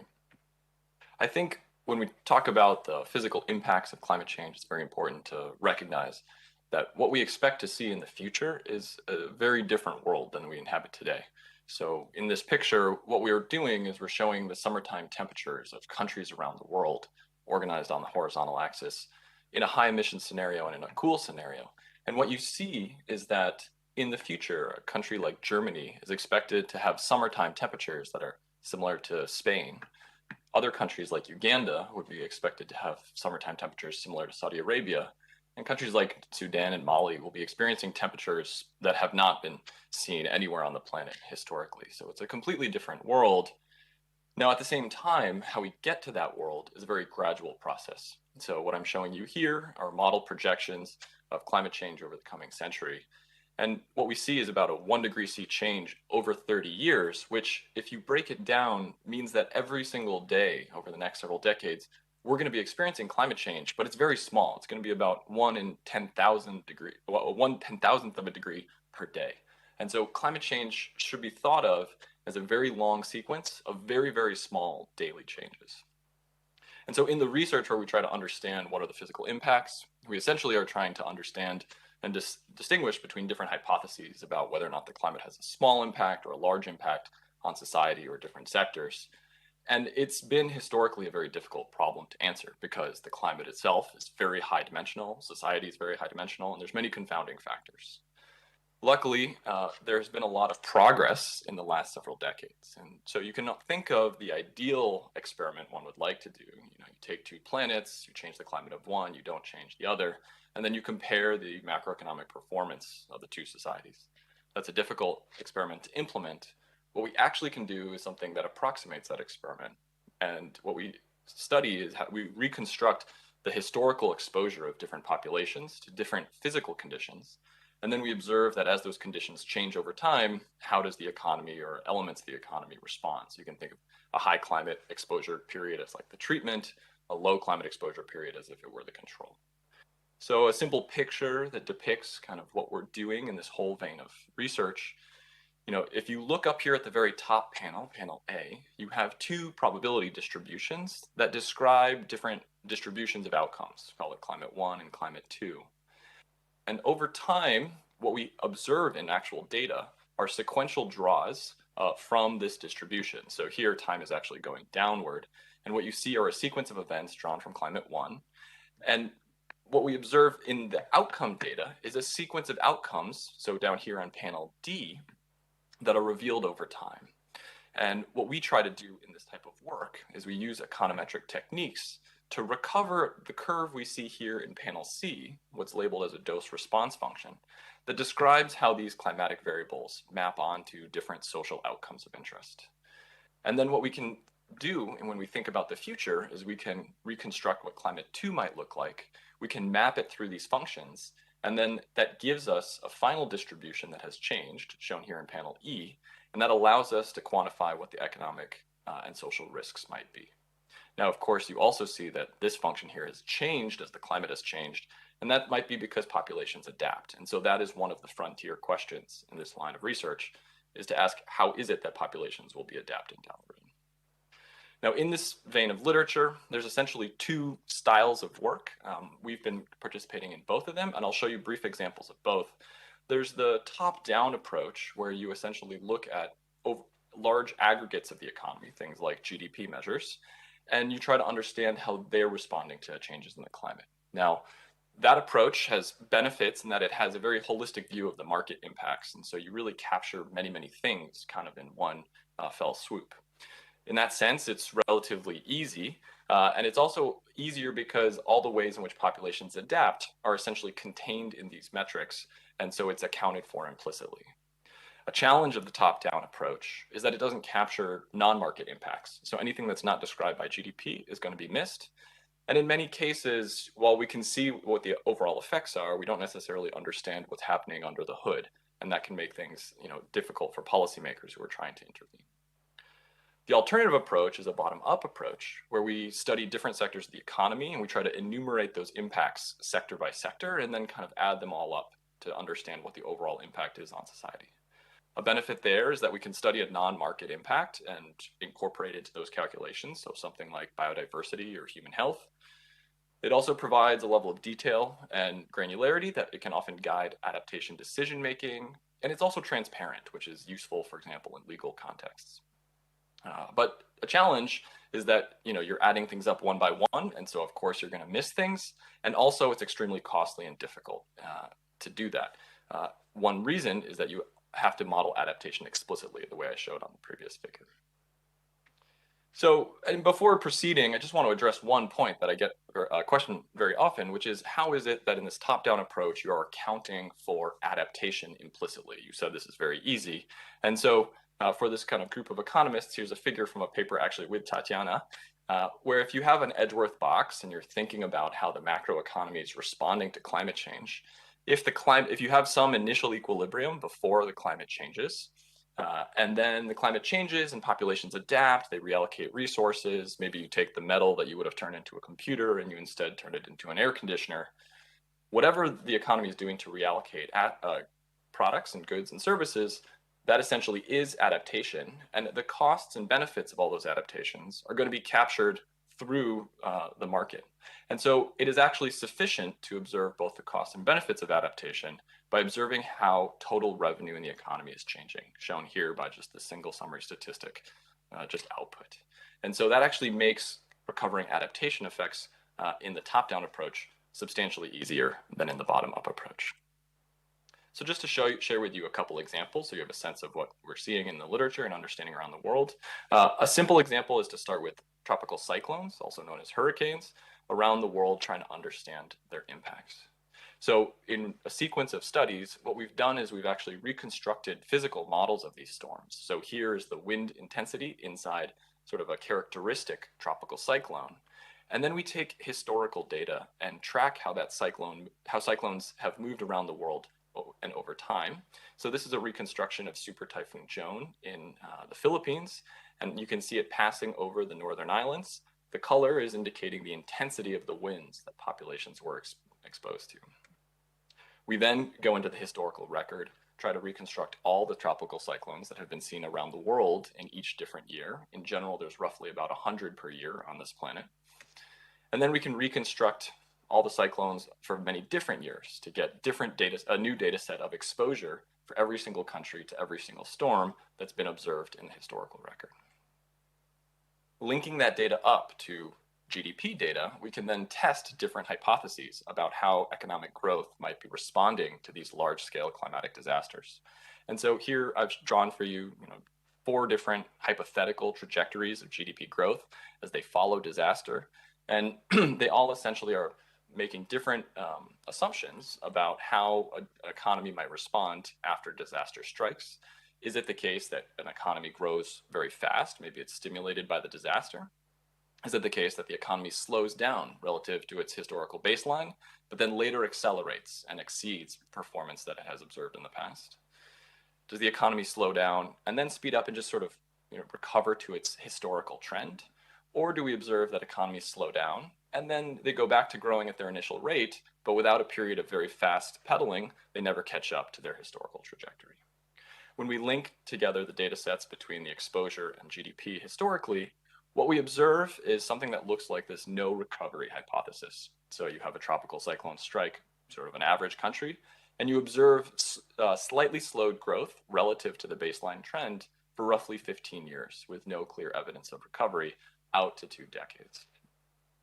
Now, the implications of this, if you look at the magnitudes, are that these events, which are happening 100 times around the world each year, have substantial impacts that are of macroeconomic importance, similar in magnitude to many types of events that we pay a great deal of attention to as a society. And so I think this warrants thinking about these types of events with a level of seriousness that we focus on these other macroeconomic events like currency crises that we generally pay a lot of attention to. Just to get a sense of scale, recently we did some calculations for Hurricane Maria, which was an unprecedented event in the US territory of Puerto Rico. The average location in Puerto Rico was exposed to winds of 125 miles per hour. So just imagine driving your car twice the speed limit and then hopping up on the hood of it to get a sense of what the exposure was like across the entire territory. And when you think about what the overall long-term impacts on the Puerto Rican economy would be expected to be, given what we've seen historically, it will be setting back Puerto Rico several decades of growth in just a matter of a few hours. So these are really dramatic events. If you think about what the overall long-term trajectory of different countries are in different types of climate scenarios, in our analysis, we estimate it's roughly a net present value of about $10 trillion to avoid the intensification of hurricanes around the world. In other work, what we've done is we've studied other types of impacts. So here I'm going to focus for a moment on temperature, which is also going to change as a result of climate change, and ask how it affects growth, sort of using a similar approach. One reason you might focus on temperature and growth is that many other studies of the sub-elements of the economy, so things like capital or labor, are observed to change in response to temperature. So here are 2 graphs from colleagues of mine demonstrating how different sub-elements of the economy respond to changes in temperature. So corn yields increase in productivity slightly up to a critical temperature, about 30 C, and then plummet quite dramatically. Similar, what we see is that daily workers increase their labor supply up to around the same cutoff point, and then that declines as well. And so what you can do is you can sort of set up a simple model of any kind of economy where you have these different factors, they respond to temperature, and then you can ask what would happen to the sum of all their outputs, which is something like total revenue in the economy. And the prediction from that type of model, I won't explain this whole figure here, but you could have different types of inputs. And then when you aggregate over lots and lots of physical space and many different moments in time, the prediction is actually that you should have a function that is smooth and concave and not as sharp as what you see on the ground when observing actual individuals or crops. And when we take this to the GDP data, we actually see exactly that kind of shape. And so this is from a published study looking at how growth rates change in response to changes in temperature. And this pattern we see over and over, where if you're initially cold and you increase your temperature, we observe growth rates within a country to accelerate up to a point. That's where the sort of peak is around 13 degrees Celsius. At around 13, changing the temperature one way or the other has very minimal effect. And then at higher temperatures, we observe that increases in temperature lead to sort of steady declines in growth rates to the tune of about 1% per 1 degree. And that number is important because we see the slope on the right-hand side of this curve here to be one of the most sort of replicable findings in this large literature. Also, just to get a sense of how this curve is constructed, I think people see this and they see the US is at the peak and they think, oh, well, we're just looking at omitted variables bias.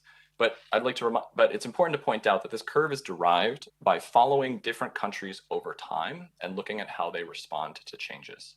And so it's actually constructed using within variation. So you look at a country like Iceland, these are the actual data points used to construct the curve. Higher temperatures lead to higher growth rates in Iceland year over the last several decades. You look at a country like the United States, looking at annual temperatures, you don't see a very large effect if there's any variation, in part because it's near this peak. I'll show you something different in a moment. And then at these very hot countries, we see that higher temperatures just lead to slower growth rates, and that's visible with your eyes. Now, part of a previous analysis was showing that this actually shows up in wealthy countries as well as poor countries globally. When you look at macroeconomic data here on the left, in work with Tatiana, what we've done is we've looked at counties throughout the United States using a slightly different modeling framework, but the overall approach is the same. And we recover a response, a change in overall economic output of US counties that is very, very similar, with a very similar peak, a similar structure, and a similar decline of about 1% per degree above 13 degrees Celsius. So we think this is fairly strong evidence that this type of relationship continues to persist in some of the wealthiest countries around the world today. Interestingly, you can actually look in the United States over time and ask whether this has changed. What we observe is, in fact, it hasn't changed very much. And strikingly, this slope on the right-hand side of the curve, where you increase temperatures and you decline 1% per degree, has not changed even in the 21st century. Now, since we've released these studies, other people have gone and collected data from other countries and repeated the analysis. And I can tell you it's strikingly replicable using different data sets from different contexts. So many different authors are doing this. I get a notification on Google Scholar like every other week that there's a new paper on this topic. So we call this the marginal product of climate. It's basically asking how the production possibility frontier evolves as the climate changes. And what you can do is you can take this curve and simulate what things might look like going forward. And when you do that using the macroeconomic data, you get a map that looks like this for what GDP impact relative to a counterfactual with no climate change would look like in the year 2100. And so there's a few features to point out. First of all, the northern countries where things are already fairly cool, they can actually benefit or be relatively unaffected by changes in temperature because they're at this point in that curve where things are increasing or relatively flat. But there's a large swath of the global economy where populations are very heavily exposed to high temperatures already. So additional warming leads to sort of disastrous outcomes. If you add those numbers up for the entire planet, the projection for world income would have a central estimate that is about 23% lower than historical baseline. But importantly, there's a lot of uncertainty. And so I think thinking about uncertainty and the uncertainty that climate change injects into the global economy is also an important factor to consider and to actually price when we're thinking about willingness to pay to avoid climate change. The other concern is the fact that many of the places in the world that are most heavily impacted, the hot places in the world today, also tend to be the poorest places in the world. And so we see a very strong divergence in national incomes when you look at different countries ranked by income. Lastly, I want to share with you some of the bottom-up results that we have recovered from the Climate Impact Lab. So this is now switching gears and looking at the completely different approach where you look at the economy and you add things up sector by sector. So I'm just showing you some work that we've done together, sort of as a team, where we are trying to actually do econometric analyses of each one of these sectors shown on the screen. So we're looking at health and agriculture, and even within agriculture, we're looking at all different crops, energy, labor supply, coastal impacts. And I can tell you this is a much harder approach from experience, but it is helpful and it provides valuable insight for other reasons. So one reason this is a hard approach is you actually have to, instead of going out and just getting macroeconomic data that's collected by someone else, you have to go and collect data from all different places in the world who have all different collection systems. So looking at health data or agriculture data from around the world.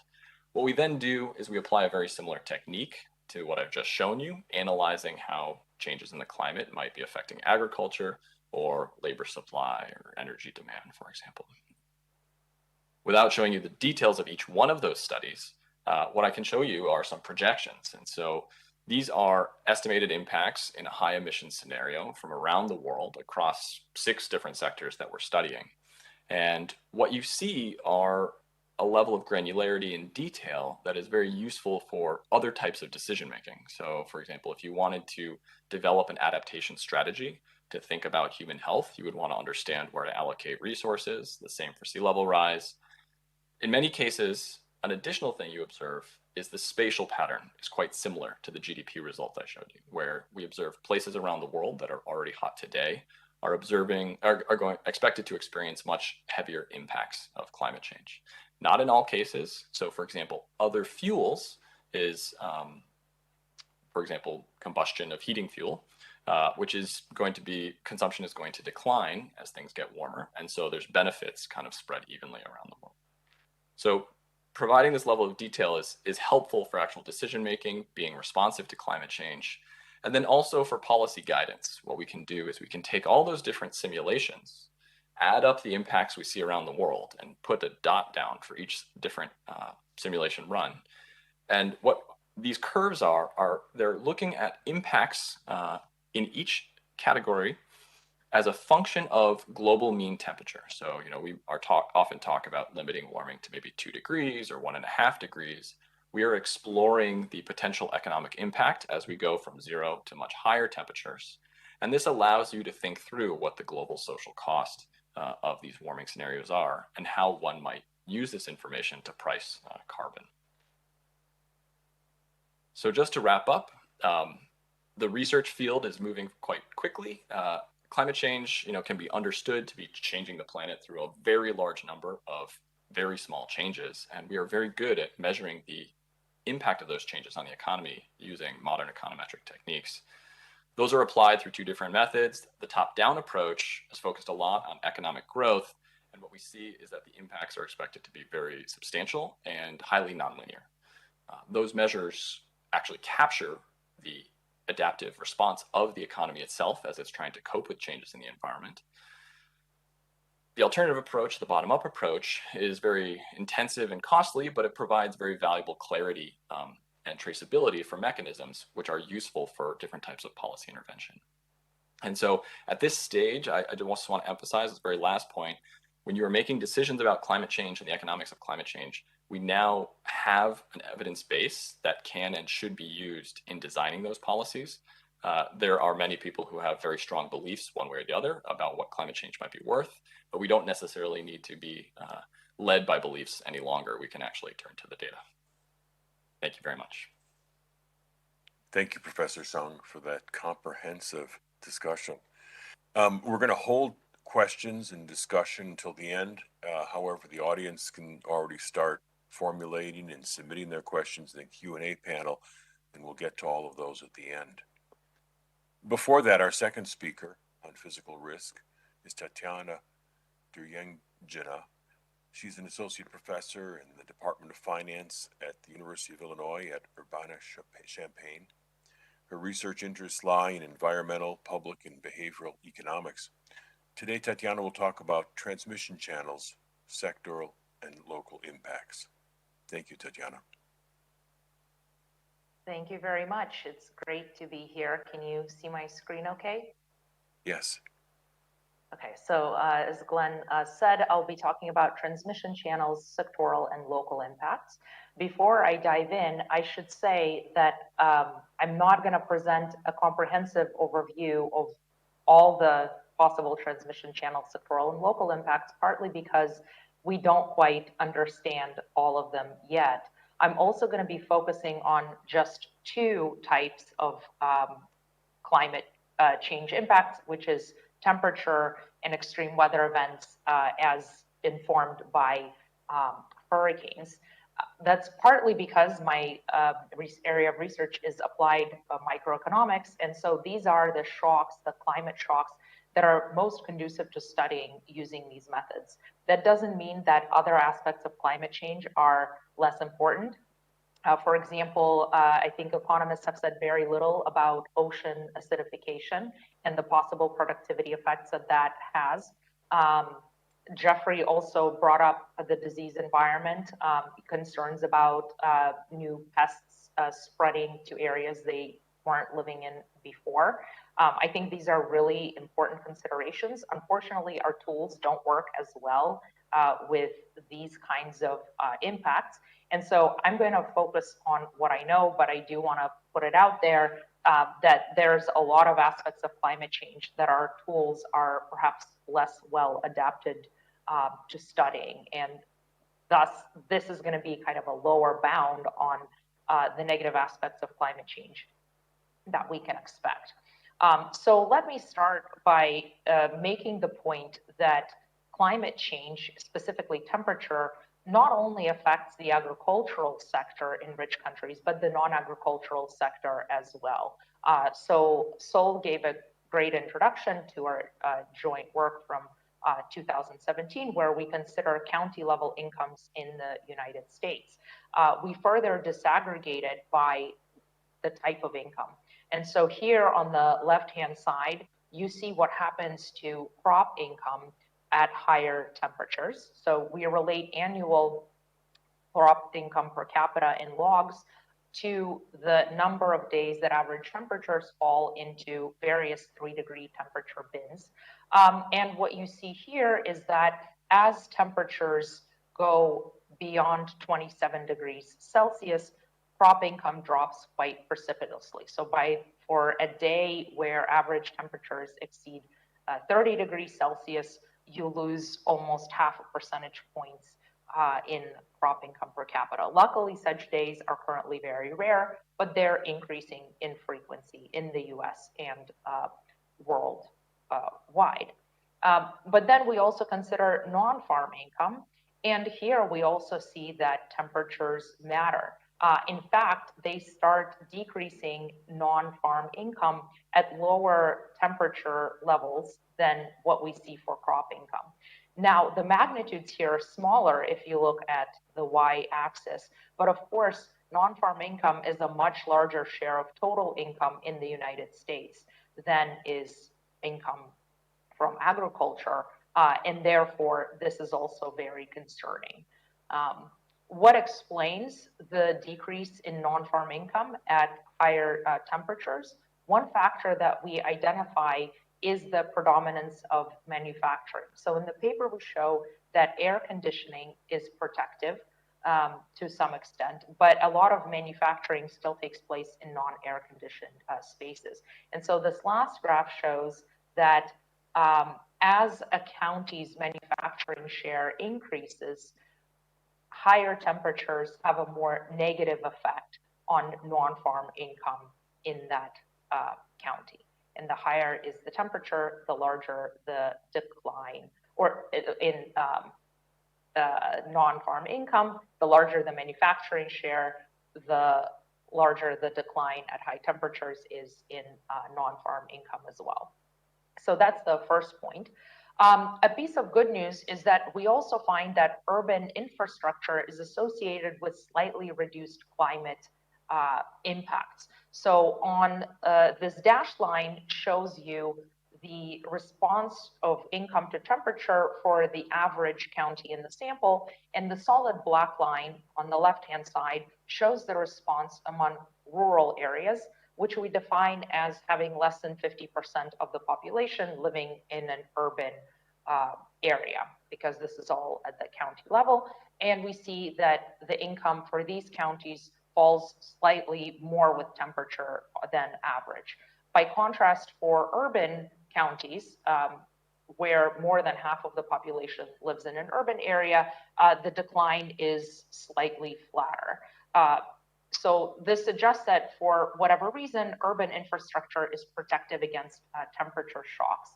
And if we look at what we call ultra-urban counties, these are counties above the 90th percentile in population density, we see an even flatter response.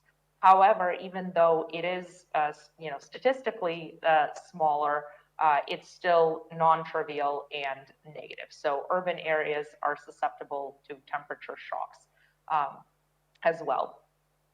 We take projections of temperature changes at the county level in 1980, or sorry, in 2080, 2100 compared to historical means, and we combine our estimates of the temperature income response to predict county level losses in net present value between 1991 and 2100 relative to no warming. Just for reference, I'll say that for the United States as a whole, using a 3% discount rate, our models indicate a median loss amount of $6.74 trillion in 2011 dollars. And we consider a range of climate models. The 10th percentile is a loss of $10.4 trillion, and the 90th percentile is a loss of 4.7 trillion US dollars. So that's for the country as a whole. When we consider the spatial heterogeneity for total income, that's on the left-hand side, we see that there are counties that lose quite a bit, and then there are counties that will actually gain. So there are two reasons that we see gains here. One is because we do stratify counties by urban versus rural, and urban acts as somewhat protective against temperature shocks. The other reason is that we allow for adaptation by allowing for a very flexible relationship between temperature and incomes. And that shows that some counties, because they're already well adapted to climate change, could actually gain from it. Now, I should say, as Sol pointed out in one of his first slides, that the temperature distributions we're going to see by the end of the 21st century are quite different from what we see in the United States today. So this does involve out of sample extrapolation, and therefore some uncertainty as to what the exact correct numbers are. And then here on the right side, we see farm income. And here we don't see any evidence except for a few counties on the West Coast that there is going to be any gains in the agricultural sector from climate change. Another aspect that I've studied in my work is the fiscal consequences of both temperature and extreme events. So in the work with Sol, we look at how transfers from the federal government respond to temperature shocks. So for example, if temperatures harm health, some transfers from the government through the healthcare system could help buffer that impact. In the case of temperature shocks, we see that the relationship is actually very flat. So this suggests that in terms of the current social safety nets, at least in the United States, the income shocks as a result of temperatures are not being buffered by transfers. When we consider crop income, we do see some evidence that there is a safety net. So we see crop indemnity payments go up through the crop insurance program in the US, and we also see an increase in crop disaster payments at high temperatures. But for the economy as a whole, total transfers do not meaningfully increase. So this is a good point to transition to the other kind of shock that I have studied, and that is extreme weather events, specifically hurricanes. So I've considered the effect on county level incomes in the United States of experiencing a hurricane shock. And there, unlike with temperatures, I actually don't find any evidence of a decrease in income following the typical hurricane. I do find some evidence of a medium run decline in the employment rate about 5 years after the shock. What the strongest response at the county level in the United States seemed to be is shown on the right graph here, where following the hurricane shock, we see transfers from the federal government increase significantly and persistently. And I should say these are not transfers that are earmarked as disaster-specific transfers. Those I examined separately. These are transfers through the standing social safety net, such as unemployment insurance and public medical benefits. So this is both good news and bad news. The good news is that it suggests that social safety nets could be important buffers when it comes to extreme weather events, and they could provide some insurance, at least at the local level, against them. The bad news is that it also means we may be underestimating the fiscal costs of extreme events quite substantially. I do some calculations to compare the magnitudes of these transfers, which are not specifically designated to be disaster related, to transfers that are formally given as a result of the event. And I show that the non-disaster transfers are actually larger in magnitude, substantially larger than those that are formally given in response to the natural disaster. Another aspect of the impact of hurricanes that I have studied is the local healthcare system. So we kind of think about the health effects of extreme events being limited to immediate mortality they cause, and perhaps by making people poorer, they could have some longer run health ramifications. However, extreme weather events such as hurricanes also disrupt the healthcare system, which could have ramifications for people who are not necessarily directly affected by the event as well. So what we do here is also look at the United States and study how healthcare utilization, and this is specifically elective healthcare utilization, evolves in the aftermath of a hurricane.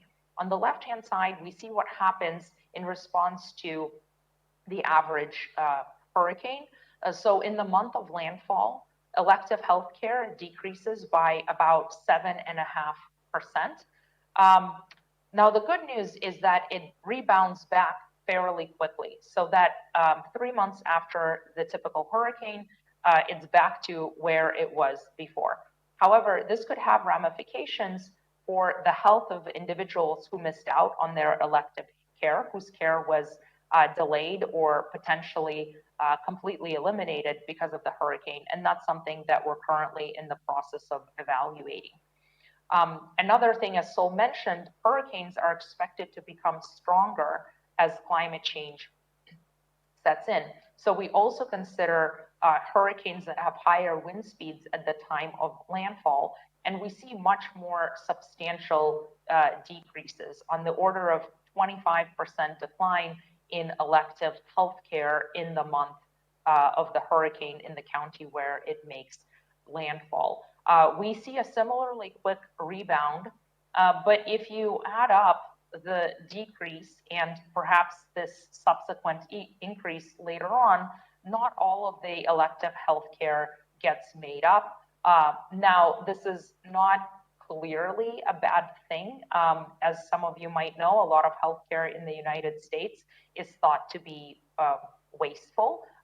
So whether or not this has ramifications for health is still a question that we're in the process of investigating. But I think the impact on the healthcare system itself should not be ignored as we go forward and consider these events and how these events might affect economies in the future. Finally, I want to talk about my studies of Hurricane Katrina to give some examples of how complicated it is to think about transmission channels and local impacts and make predictions with respect to any specific event.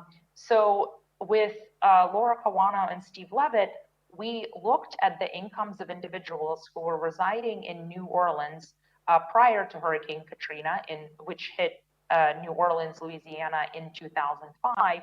And using their tax records, we were able to follow them over time, regardless of where they moved.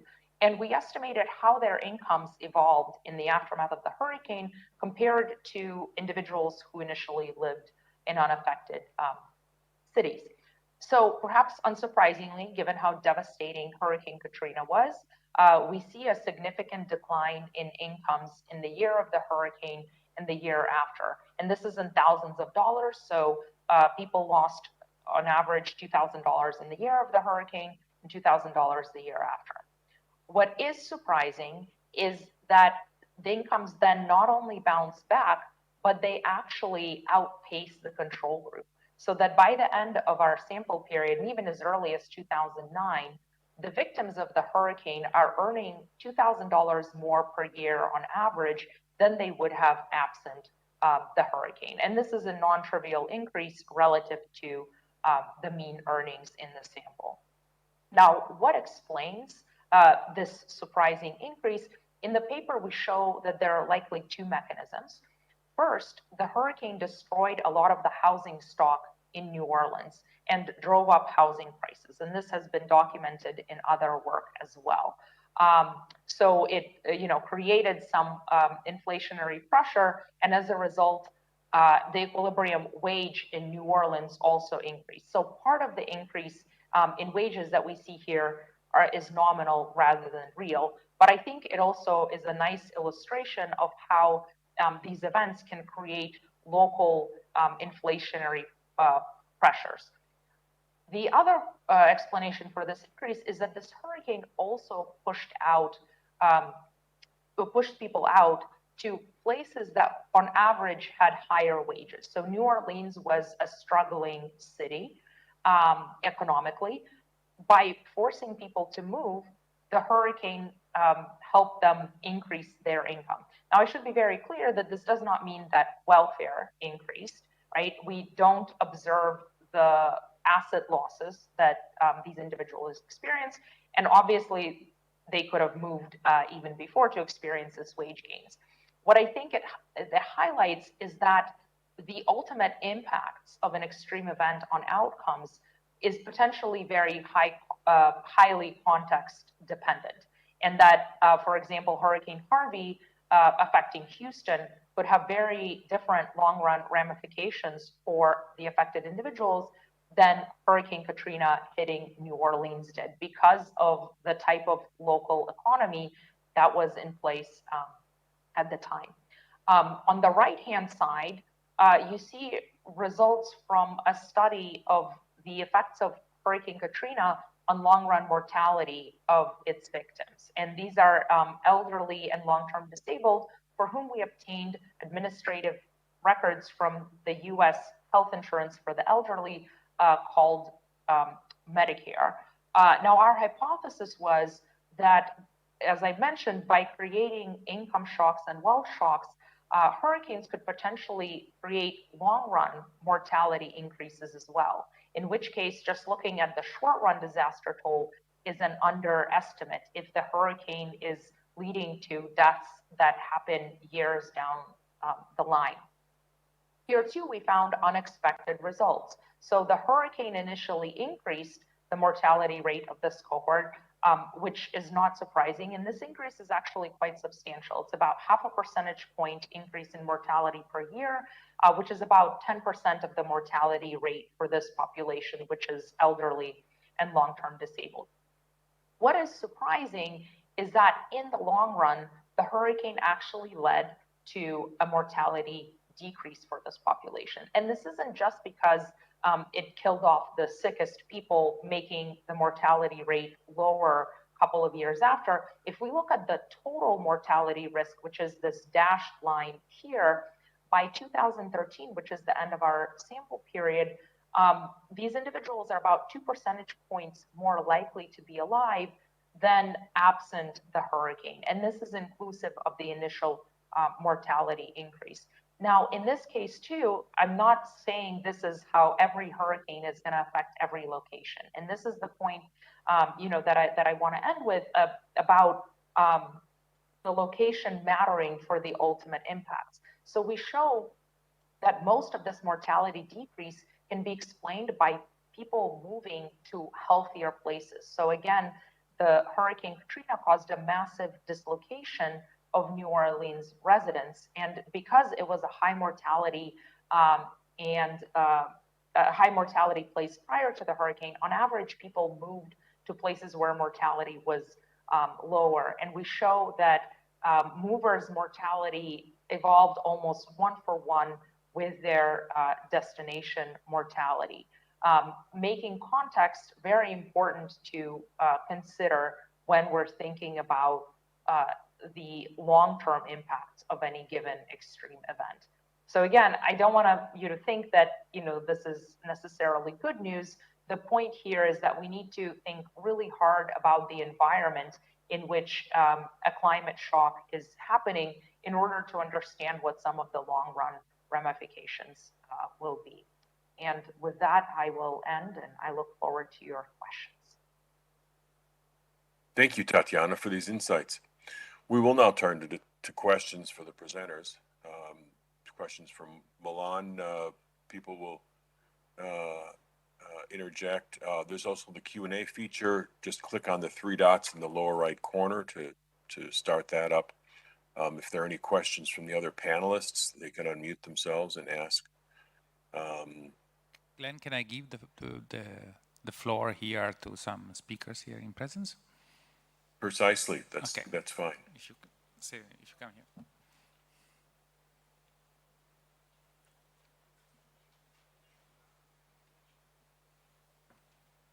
Hi, it's Riccardo Sallucio from Lewis. I got a question for Solomon. In the analysis, I was wondering whether you really went to, and this is about output, whether you went and eventually determining the social cost of carbon in the traditional way, because you were really close eventually in relation to that analysis. And the second one is about discount rate. I saw in the slides there was a reference to 3%.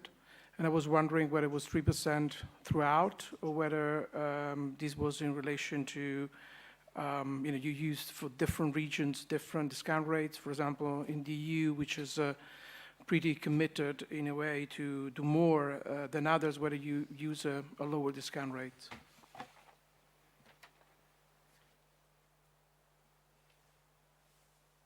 Those are. The mic on? Can you hear me? Okay, so this is a question that I have for Professor Xiang.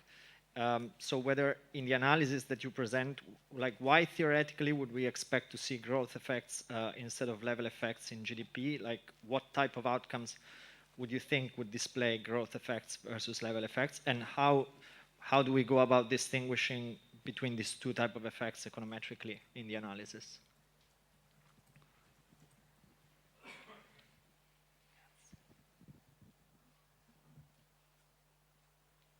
Okay, I think also Filippo has a question for Professor Xiang.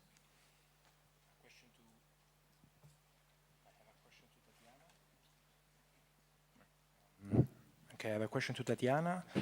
So we know that climate change generates higher temperature, but also makes temperature more volatile and makes extreme more frequent. So usually the literature discuss the effect of extremely hot temperature. But what I want to ask is there are also evidence of effects of extreme cold temperature and in what direction, and also in general effects coming from volatility of temperature itself.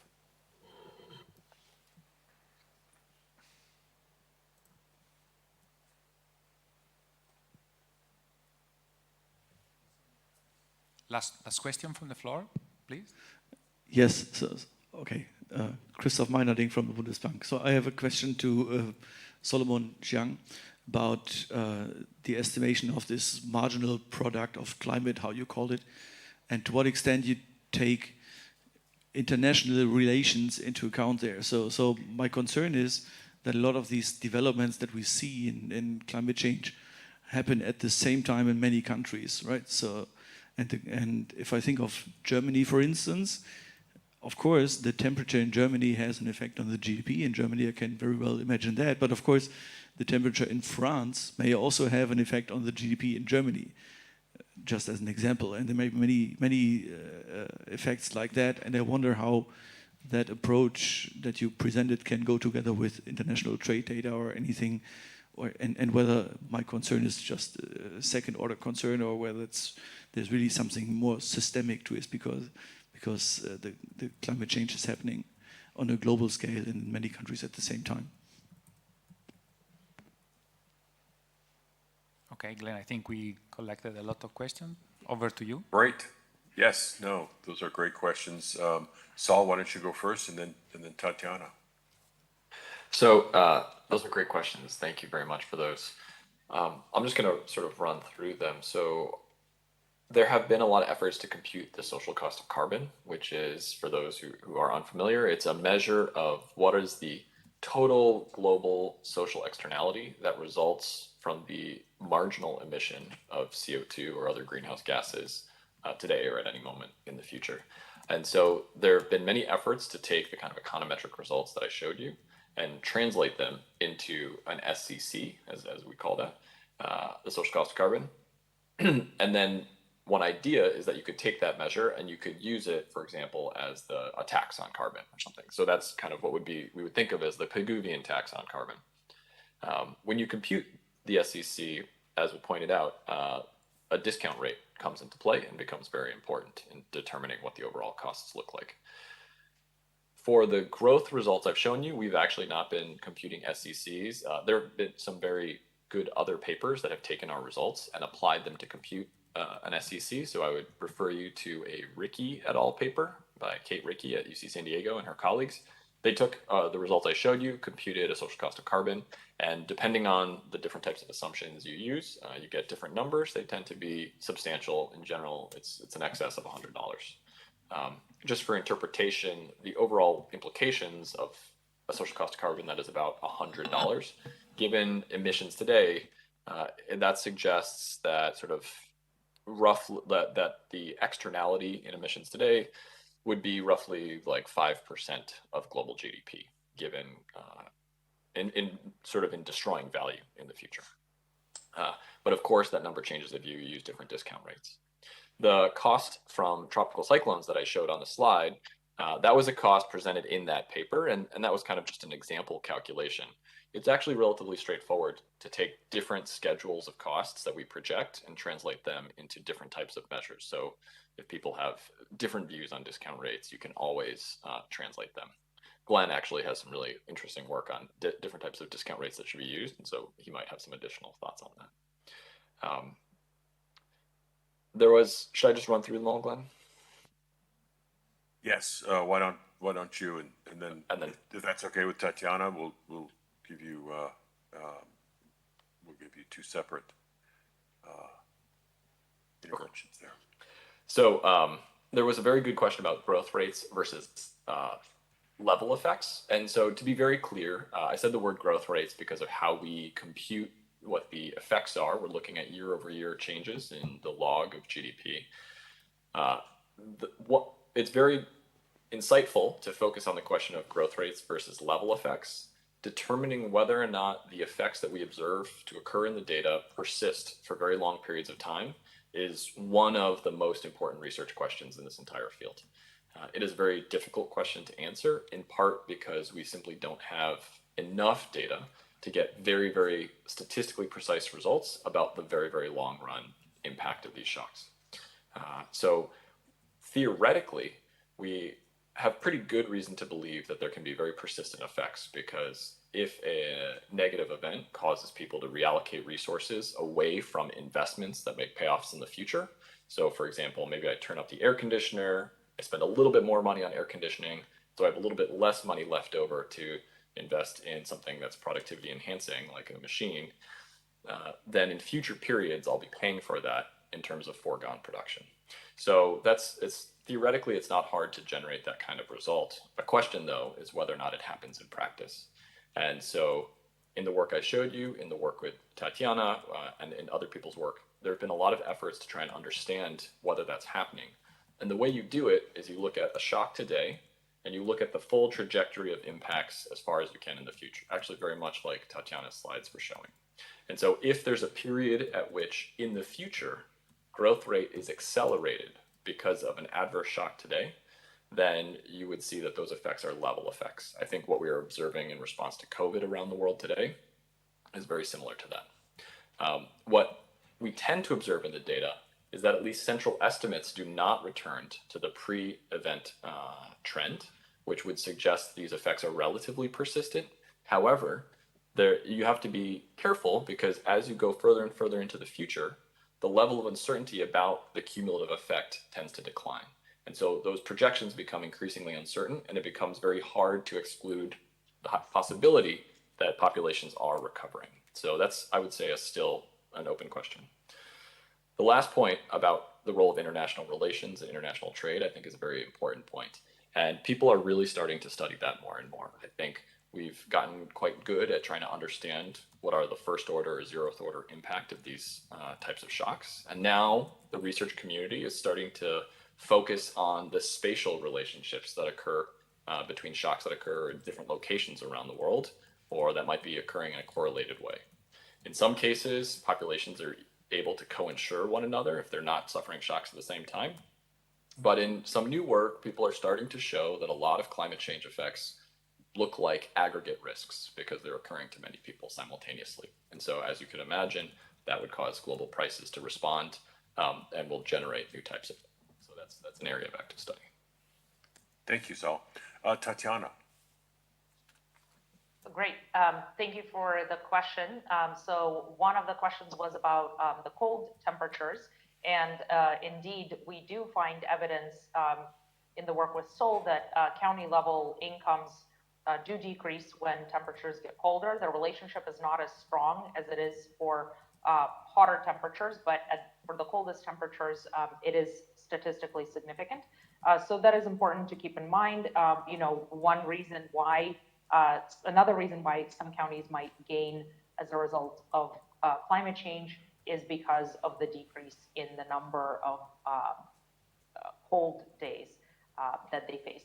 And then in terms of the variability, I think that absolutely could have a separate impact on incomes apart from average temperature. There's a recent paper by Maximilian Kotz in Nature Climate Change exploring the day-to-day temperature variability, the role of day-to-day temperature variability in economic growth, and showing that it does reduce economic growth, holding average annual temperatures constant.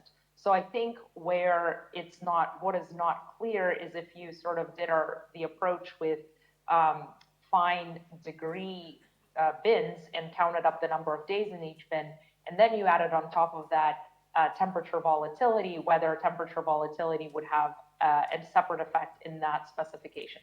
That would be very econometrically demanding. So I think there's some evidence that temperature variability matters, but it hasn't been shown whether it matters if you sort of control for the full annual distribution of temperatures as we do in the paper. Thank you. We are almost out of time, but I did want to come back to something that Sarah Breeden had discussed, and that was climate scenario analysis, which is a key tool for central banks and supervisors. And that really takes the next step, not just you know, the link between future climate outcomes and the economic impact, but also the impact on financial institutions. There again, you need this granular exposures. It depends whether it's a drought or a flood or a wildfire on your asset. So it's kind of GDP versus perhaps the financial sector. Any thoughts on how your methods and processes might be extended or brought to bear on climate scenario analysis?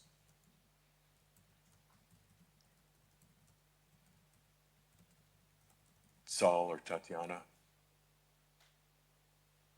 I think these type of techniques are being incorporated into scenario analyses that different groups and banks are running right now.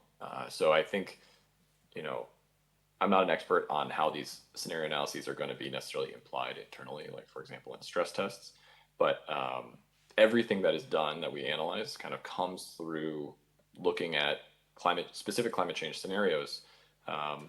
And I think all of the methods could be directly translated. And I think different teams are doing that, also looking at the financial implications as well. One point though on the scenarios is that the scenarios that are used to analyze climate change are developed essentially without feedback from economists. And so we've actually written several articles sort of arguing that it's very important that economists become very engaged in helping us better formulate what are the scenarios. If you look at the distribution of potential projections for global climate that might occur, the biggest uncertainty is no longer physical uncertainty. The biggest uncertainty is uncertainty that emerges from policy and the economic system. So economic uncertainty is now much bigger than our understanding of the climate system, and that's a role that central bankers in particular are going to play in terms of determining which scenario is actually going to be more likely. Thank you.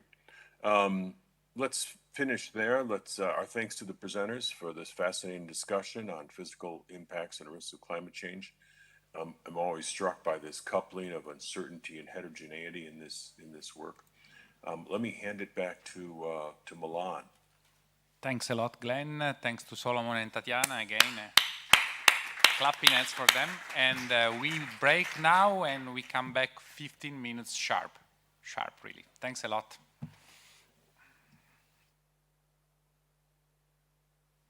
Thanks, Tatiana and Sol. Thanks.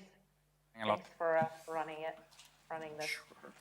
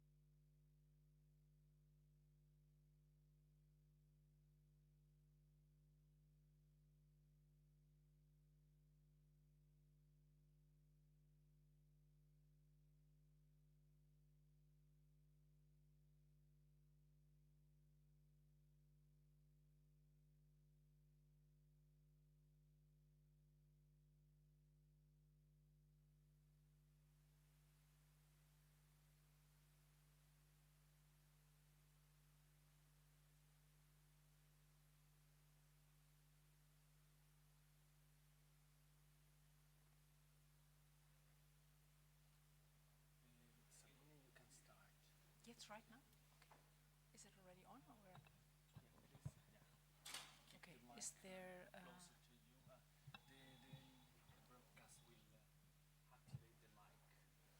So now I can start. Or? Okay. So hello everyone. Welcome to our distinguished panel. Today we will talk about climate change, asset prices, and institutional investors. And I think this is a very important topic because also the financial sector has to play an important role.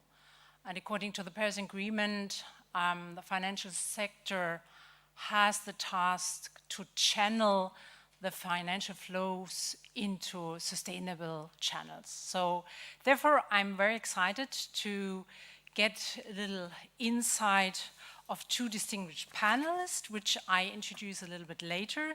Before we start with our panel today, let me take the opportunity to thank especially Banca d'Italia and Bank of England, not just for hosting this conference, but also for putting climate change and the impact on the economy on the top of the agenda of the G20 and G7. This is something I think other countries can learn from. So thank you very much to those two countries. So let us now start with introducing our distinguished panelists. And we do have from Yale, Stefano Giglio. Stefano, can we see him? Hello. I can hear him, but not see him.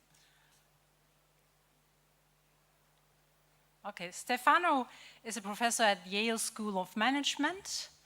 And let me also introduce you to Zacharias Zautner, who's next to me here in Milan. Zacharias is a professor at the Frankfurt School of Finance and Management. So let's start without further ado with our first presentation. We'll start with Stefano today. And Stefano has published a lot of work about climate and asset pricing. Today, he will not only present us one paper of his work, but we have the honor to listen to his key insights of all his work. And Stefano, I think, as far as I understood, you call your research climate finance, what I found very interesting. And your research aims to address, I think, three key points. First, how climate-related risks are priced. Second, how they affect investment decisions, especially those from not only institution, but also retail sector. And third, you want to explore the awareness of the investors. So, Stefano, we are very curious to learn from your insights. Thank you. The floor is yours. All right. So first of all, thank you very much for inviting me. I wish I was there in Milano also, but I'm not. And let me 1 second share my slides. Okay. So thank you very much for a nice introduction, and thank you for inviting me to speak here. So yes, today, as Sabine was mentioning, I will talk about several of the papers I've been working on this topic of interaction of climate change and finance, in particular asset prices. The kind of broad motivation for this work is that financial markets, I think, play an important role in addressing climate issues, and they play an important role in thinking about a transition to a sustainable economy. And among these three roles, I would like to highlight three. The first is an informational role, right? We know the financial markets are, they have an important role in general of aggregating information. And this information, I think, is particularly useful when thinking about climate risks because it can provide important inputs for economic and policy decisions, which are important in guiding the transition to a more sustainable economy. So that's one role. The second role is, of course, is that, through financial markets pass the funds that are invested. And so, if we are to kind of start investing more in cleaner technologies or in cleaner energy sources and away from polluting technologies, this allocation of funds will go through the financial system. And so all the actors that play in the financial system will play a role in figuring out exactly how to transfer funds properly. And three, I think there's an important role of financial markets in thinking about how do we manage and share climate risks. So that's kind of the starting point.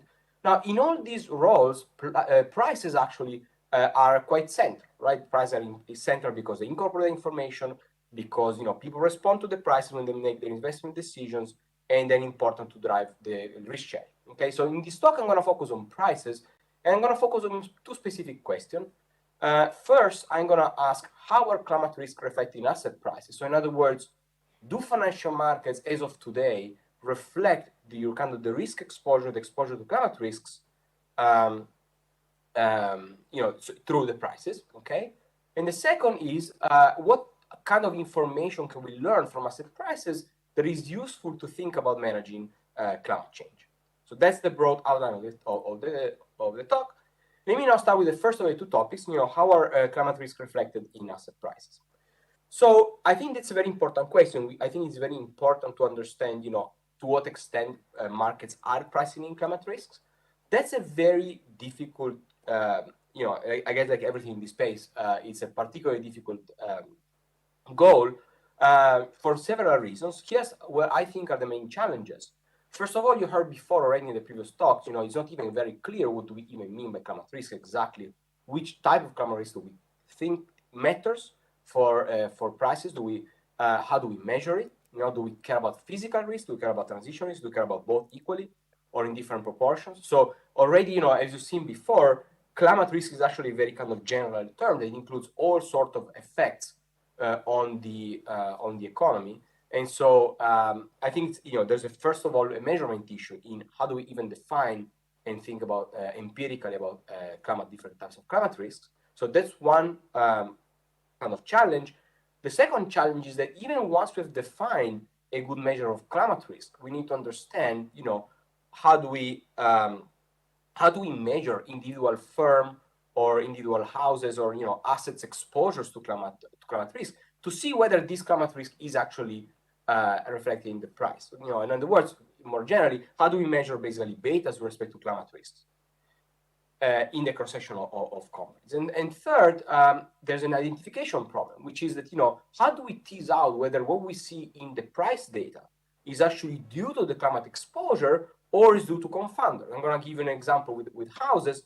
Some houses are more exposed to climate risk, but they also differ in many other dimensions. And so how do we properly identify the price effects of this climate exposure? Okay, so there's been a lot of new work on this in the recent literature in the last decade. And especially one of the reasons, Sabine was mentioning climate finance as opposed to climate economics. If you go back to the original models of Nordhaus, these models did not incorporate risk. First of all, the very first model was deterministic, but even going forward, for a while, they didn't incorporate risk very seriously.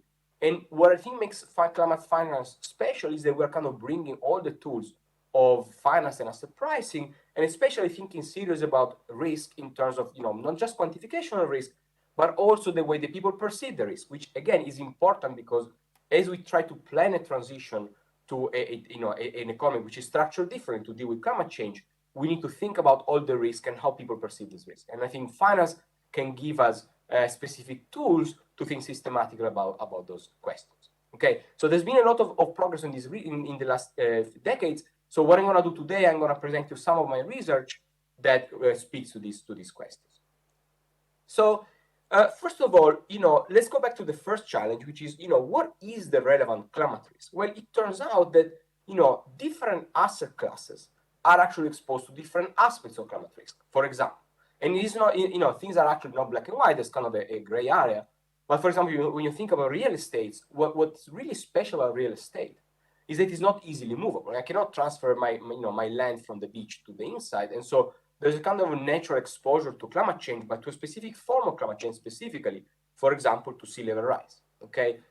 Or if you live in the middle of the forest in California, you're probably exposed to wildfires. So there's for real estate, it's clear that a first order question are physical risks, though there are also regulatory risks that are involved with, with housing construction. When you think of equities, the stock market, well, there it seems like at least for some industries, there is very clear, or the most immediate exposure is actually to regulatory risk. For example, if you are a company or in an industry where there's a lot of emissions, where they are probably a prime target for taxation and other regulatory measures. And so, and so that's an industry where the kind of risk you really want to think about is regulatory risk. There's other examples being studied in the literature. For example, municipal bonds are affected by physical risk. Why? Because the location of the tax base is directly affected by the exposure to climate change, physical climate change. And then when you think about sovereign debt, there's a variety of exposures. You could be a country like Bangladesh, which is kind of very directly exposed to physical risk, or you can be an oil-producing country, which is obviously very directly concerned about oil price. So I think that the literature has kind of started understanding better what are the different risks that matter for different asset classes. But this is certainly work in progress. And as the economy changes, we learn more about climate change. We're gonna learn how to what are exactly the right measures of risk. So then the second fundamental question, in addition to how do we define climate exposures, is how to identify how do we identify the link between risk exposures and price effects? Now there are two big issues. One is really we have not much data, because you can really see a link between risk exposure and prices to the extent that investors are aware of this climate risk and they price it in and they take into account when they make the investment decisions. It's very clear that for a long time, there's been nothing about climate risk that was basically reflected in asset markets. And so, you really can use much of historical data to study this question. And so that's one of the current constraints in understanding this. And second, and that's very important for identification purposes, is that exposures to climate risk are actually often correlated with other potentially unobservable characteristics. The classic example is housing on the beach. You think of, and I'm gonna go into this more because I have a paper on this, but you think of housing on the beach, you think, well, obviously those that are closer to the beach are more exposed to climate, to sea level rise and floods. But of course, they also have better views, they have access to the sea and so on. So they're also more valuable because of these other reasons. So when you look at the price of a house on the beach, well, that's incorporating all these different elements, and teasing them out is actually quite difficult, okay? And so when I said before that, finance can offer a lot of tools for this, well, we have decades of work in finance exactly trying to figure out these kind of tools that are useful for this kind of identification strategies, both in asset pricing and in corporate finance in different ways, and I'm gonna talk about both. And we can take these tools and try to apply them to understanding the pricing effects of climate risk. So here's an example from one of my papers with my co-authors Maggiore, Rao, Strobel, and Webb. So what did we do? We said, okay, we want to understand whether exposure to sea level rise is priced in the housing market. Okay, so what do? We explore empirically 4 states on the east coast of the U.S., among which Florida, from which this map that you see here is taken from. This is downtown Miami, and basically we want to see, okay, basically at a kind of very naive level, we want to understand whether houses that are exposed to climate risk are priced different than houses that are not exposed to climate risks. Okay, so what do? We take the mapping of all these house transactions that happen in our data, and we merge this data set with maps from NOAA on which properties will be affected by sea level rise, which is one of the bad scenarios of sea level rise. And you see here, basically those red houses, the dots in red are transactional houses which are actually affected by potential sea level rise, and those in green are those that are not affected. Now you can see that, of course, that's not exactly the same as being, as distance to the beach, because there are other obstacles in the middle, highways and stuff like that can actually protect some areas, and there's elevation changes as well. But you can see that whether you're a red dot or not is actually very correlated with whether you're on the beach or not. And of course, a kind of a levels comparison between the prices of the red houses and the price of the green house, obviously cannot be interpreted as simply reflecting difference in exposure to climate risk. In fact, you probably would expect, given this picture, the red houses should be more expensive than the green houses. Not because people enjoy being exposed to floods, but because they're on the beach. Okay, so it's obvious that we cannot kind of directly compare price levels across these two types of houses. Then how can we learn? about whether climate risk is priced in the housing market? Well, you need to figure out some identification strategy. Here's what we came up with. So we look at, first of all, we look at the listings in all these regions. We look at the listings of housing that are put on the market, and we do some textual analysis to figure out which house, in which areas investors seem aware of climate change. So in a sense, we're trying to measure in real time the perception of climate risk of people that participate in the housing market. So here's an example of a listing in Florida. It's a dam in the rough on the water, okay? The owner holds a letter of exemption from FEMA, which is basically the regulator in the US that deals with floods, stating high elevation, flood insurance may not be required. Okay, so this is an example of a listing that directly talks about exposure to climate risk. And what do? Is we measure at the zip code level, and over time, a local measure of attention to climate risk, and we check, rather than checking whether houses on the beach and houses in the interior are different in price on average, we check what happens when perception of climate risk in the area changes. And what do we see? We see that indeed, when people become more attentive to climate risk, as reflected by the listings, the value of houses on the beach actually drops relative to the value of houses that are inland in the same zip code.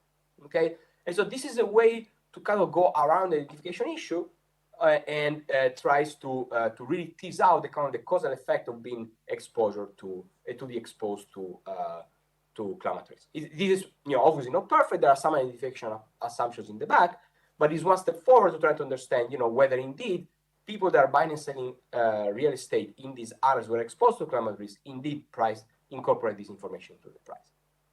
Okay. So next, I just want to mention that this kind of study has been applied to many other asset classes, and I'm not going to go into the details of this, but basically, I think the bulk of the research, by now there's actually quite a bit of research, they've shown that you see this pricing effect nowadays essentially across asset classes. You see it in stocks, you see in sovereigns, you see in corporate bonds, you see municipal bonds, you see mortgages, because mortgages are also affected indirectly by climate risks. And so I think that overall, what we have learned so far is that indeed markets do seem to take pricing climate risk seriously, and they price it in. Now, what we don't know yet, and more work is needed on this, is are they pricing this information correctly? Okay, that's another whole game. Okay, can I ask how much more time I have? I kind of lost track of time. Yes. I think you should come to an end, so another 2 minutes would be okay. 2 minutes, okay. So I'm just gonna then summarize a couple more things, and then I'm gonna conclude. So there's an other side of all this, which is what information can we learn from asset prices? And one of the things I just want to mention, one piece of research I think is particularly relevant is how can we, for making this long-term decision in terms of policy. So in particular, do we want to invest in this particular technology or that particular technology that mitigates climate change in the long run? These countries play a very important role. To give a very simple example, if I have an investment which has a 100-year benefit, $300,000 benefit in 100 years, but it costs $1,000 today, if you're discounting these future cash flows at a 6% discount rate, then you shouldn't invest in this project. But if you're discounting at 3%, you should invest in this project. And the question is, how can we learn? Where can we learn information about these countries for such long horizons? There's been many different proposals. You should use purely ethical arguments. We should think about expected growth. What we argue is that we should the financial markets can give us very good information about what these countries we should be using. I'm just going to spend 2 minutes giving you an example from one of our papers. Okay, so in a paper with Matteo Maggiore and Johannes Strobel, what we've been doing is we're looking at the housing market in the UK and Singapore, where there's two types of ownership of house. You can own a house forever, which is called the freehold, or you can own a house only for, let's say, 100 years or 200 years, and that's called the lease. So when you think about the differential price you're willing to pay for a permanent ownership versus a 100-year ownership, you realize very quickly that the difference in price tells you the value you attach to the house in 100 years. So in a sense, this can reveal the discount rate that people are applying to cash flow applied far in the future. That's very useful information when you think about climate policy. So what we find when we go and measure this country is in the data. So the difference, to give a headline number, the difference in a house that you own forever versus one you own only for 100 years is about 15%. If you do a back of the envelope calculation, that means that people are applying pretty low discount rate. People value houses far in the future. The implied discount rate is 2.6%. Okay? Now that's on a risky house. Now, when you invest in climate change mitigation, you're actually investing in investment that actually reduce your risk. One of the key lessons from finance, one of the fundamental principles, is that when the riskier investment, the higher the discount rate, but any investment which actually is a hedge that is protecting you against the future risk should be discounted at the level lower than the risk-free rate. So housing, which is a risky asset, is this 2.6% is a discount rate that applies to risky cash flows. We believe it's above the risk-free rate. So any discount rate to be applied to climate change mitigation investment should be strictly below this 2.6%. So in other words, what we learn from finance and from these long-term housing markets is that 2.6% is actually an upper bound on the kind of climate on the kind of discount rates to be applied to mitigation investments, and that would lead. That's a pretty low number compared to what's been typically used in climate economics, and I think we think that that's a good starting point for thinking about evaluation of mitigation investment. Okay, so I'm done, and let me just conclude. I think financial markets play an important role in the transition to a sustainable economy. Why? Because they contain very valuable input for the models and for policy evaluations. For example, this 2.6% upper bound on the discount rate for climate mitigation investments. They help ensure that funds flow to sustainable investments, and they can help us manage the residual climate risk. One thing I didn't talk about, but I think it's a wonderful topic of research that is kind of very active today, is if I have to try to kind of hedge myself against the realization of climate damages, how do I build the best hedging portfolio? I've been doing some work on that, which I didn't have time to talk about. But that's I think financial markets also play an important role in helping us globally manage these risks. Okay, and I'm going to end there. Thank you very much. Thank you very much, Stefano. That was very insightful. Since it's already pretty late here in Europe, and I think the US is waiting for lunch, so I would suggest to keep it a vivid discussion. We allow 1 or 2 questions before we then hand over to Zacharias. So, Stefano, if you allow me, I would just start with the first question so that the audience has the possibility to think of their questions. As you pointed out very clearly, that the market needs information. So if the investors has an information, the awareness of asset prices is affected. So information leads to awareness, awareness leads to pricing. Having said that, I mean, this is not valid for housing, but you said that you've looked at different asset classes.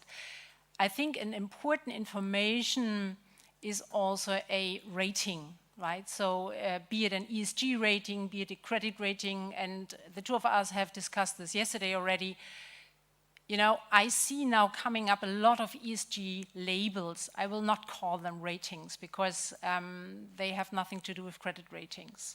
But this is a big business for rating agencies and companies to set up labels for their customers. And the investors looking forward to invest in sustainable portfolios are keen on those labels. So they think this is decent information. And since we all know that the discussion about greenwashing has come up, I would like from your point of view to know your point of view. Do you think that the information we get from this ESG labeling is sufficient to raise the awareness? Do you think we need regulation? Do you think the market will do its best? Or how do you see this point? So first of all, that's a great question. I completely agree that we are. I think I would say the following: I think we're at the beginning of a process where markets are trying to figure out exactly what is the right information. I agree with you. The information is fundamental for investors. In a sense, markets are actually very good at working even when information is not complete. But of course, the more noise there is, the worse they're going to work. And so the investment decisions are not going to be optimal because, to give a simple example, if we're trying to, to redirect investment towards green firms, if we cannot well identify which are the green firms, then we're going to make mistakes. So I think that in general, markets do work better if we have more high quality information. I think there's been a very big push already, kind of, spurred by the demand for this kind of product. There's been a push towards more disclosure and better disclosures. There's a lot of competition now in this space on different information providers to think about what are the key dimensions of ESG, and especially on green characteristics of firms. But I also feel like as we are standing now, it's kind of very early, so the quality of this data is honestly pretty bad. And so I think that for this entire kind of for the financial system to work well, we're going to need to figure out a way to improve the disclosures. Now, certainly we're going more standardization. Some of this push to standardization will come from the private sector. I think that the regulator should play a role, not because I think ultimately the financial markets can't figure it out on their own. They probably will at some point, but to speed up the process. And standardizing, I think, the regulators should kind of, and they're already doing it. I think it's an important role of the regulators to actually figure out, some way to standardize this information. I think that's going to be very, very important going forward. Thank you very much. So I see a question here from the audience. Do we have a mic? Oh, good.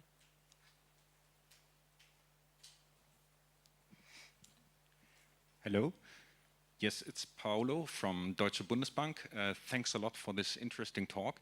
And I would like to follow up on Mrs. Maudera's question because this relation between ESG ratings and transparency, you could argue that there is incentive for ESG raters to that there is a relationship between ESG ratings and returns, and I think Zacharias has done some interesting work on this. So I would like to involve him into this conversation and ask what's your point on ESG ratings and their role on market transparency. Thanks.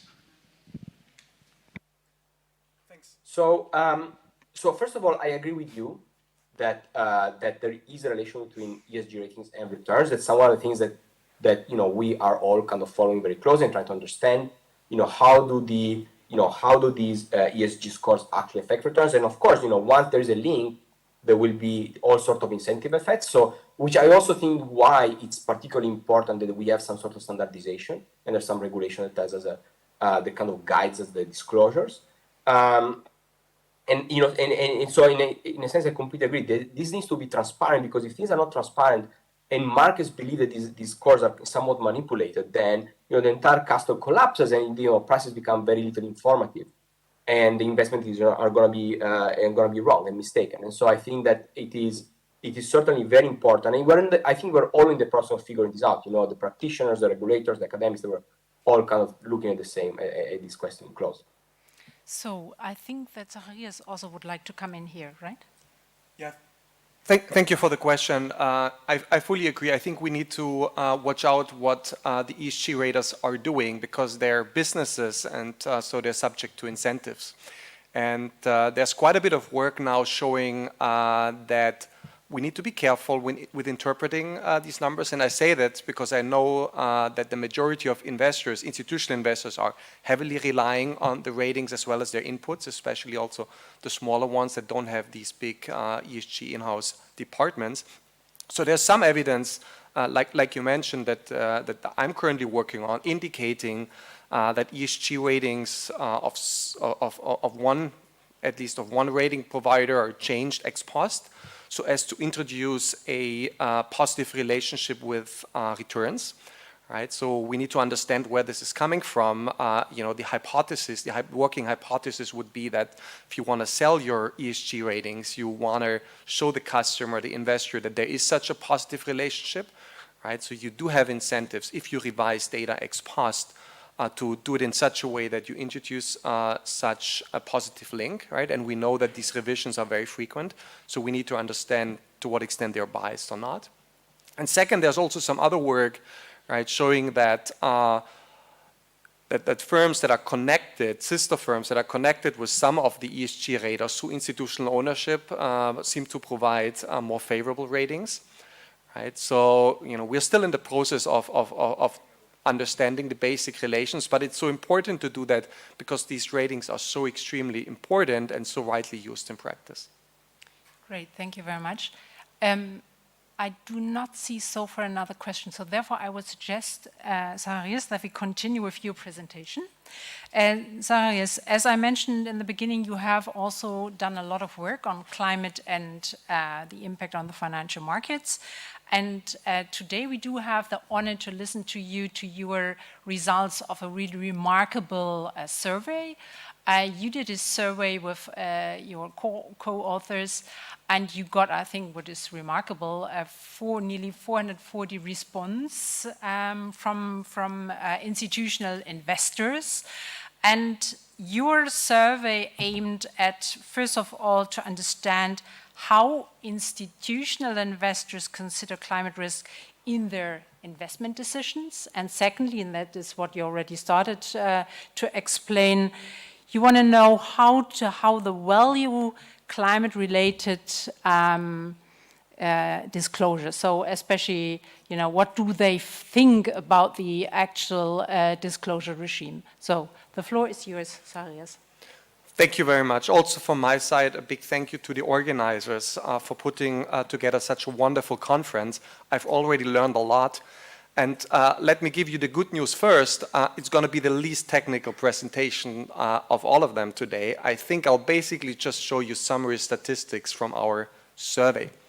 I should also say that what I'm presenting is going to be totally biased. It's totally biased in two ways. First, because it's my own work, of course, like I was asked to present here. And second, more importantly, it's very much biased by the fact that I have 3 young daughters at home with 4 years, 2 years, and 2 months.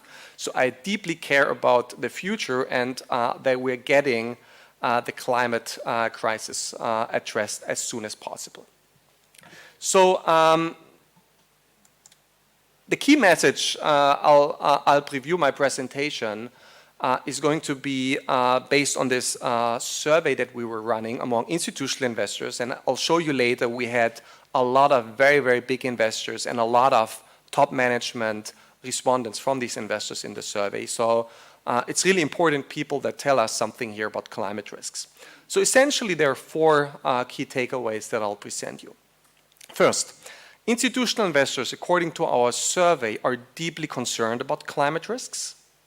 They have very dire temperature change expectations. They believe climate risks have started materializing, but are underpriced, not correctly priced in equity markets yet. Second, and that's the bad news, so to speak, they have only started to address climate risks, and that in very basic ways.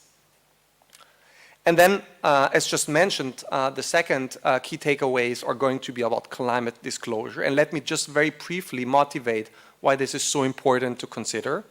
There has been a survey recently by Johannes Ströbel and Jeff Werkler from NYU among academics and investors, asking them about what they think are the most important financial tools to reduce firms' carbon footprints.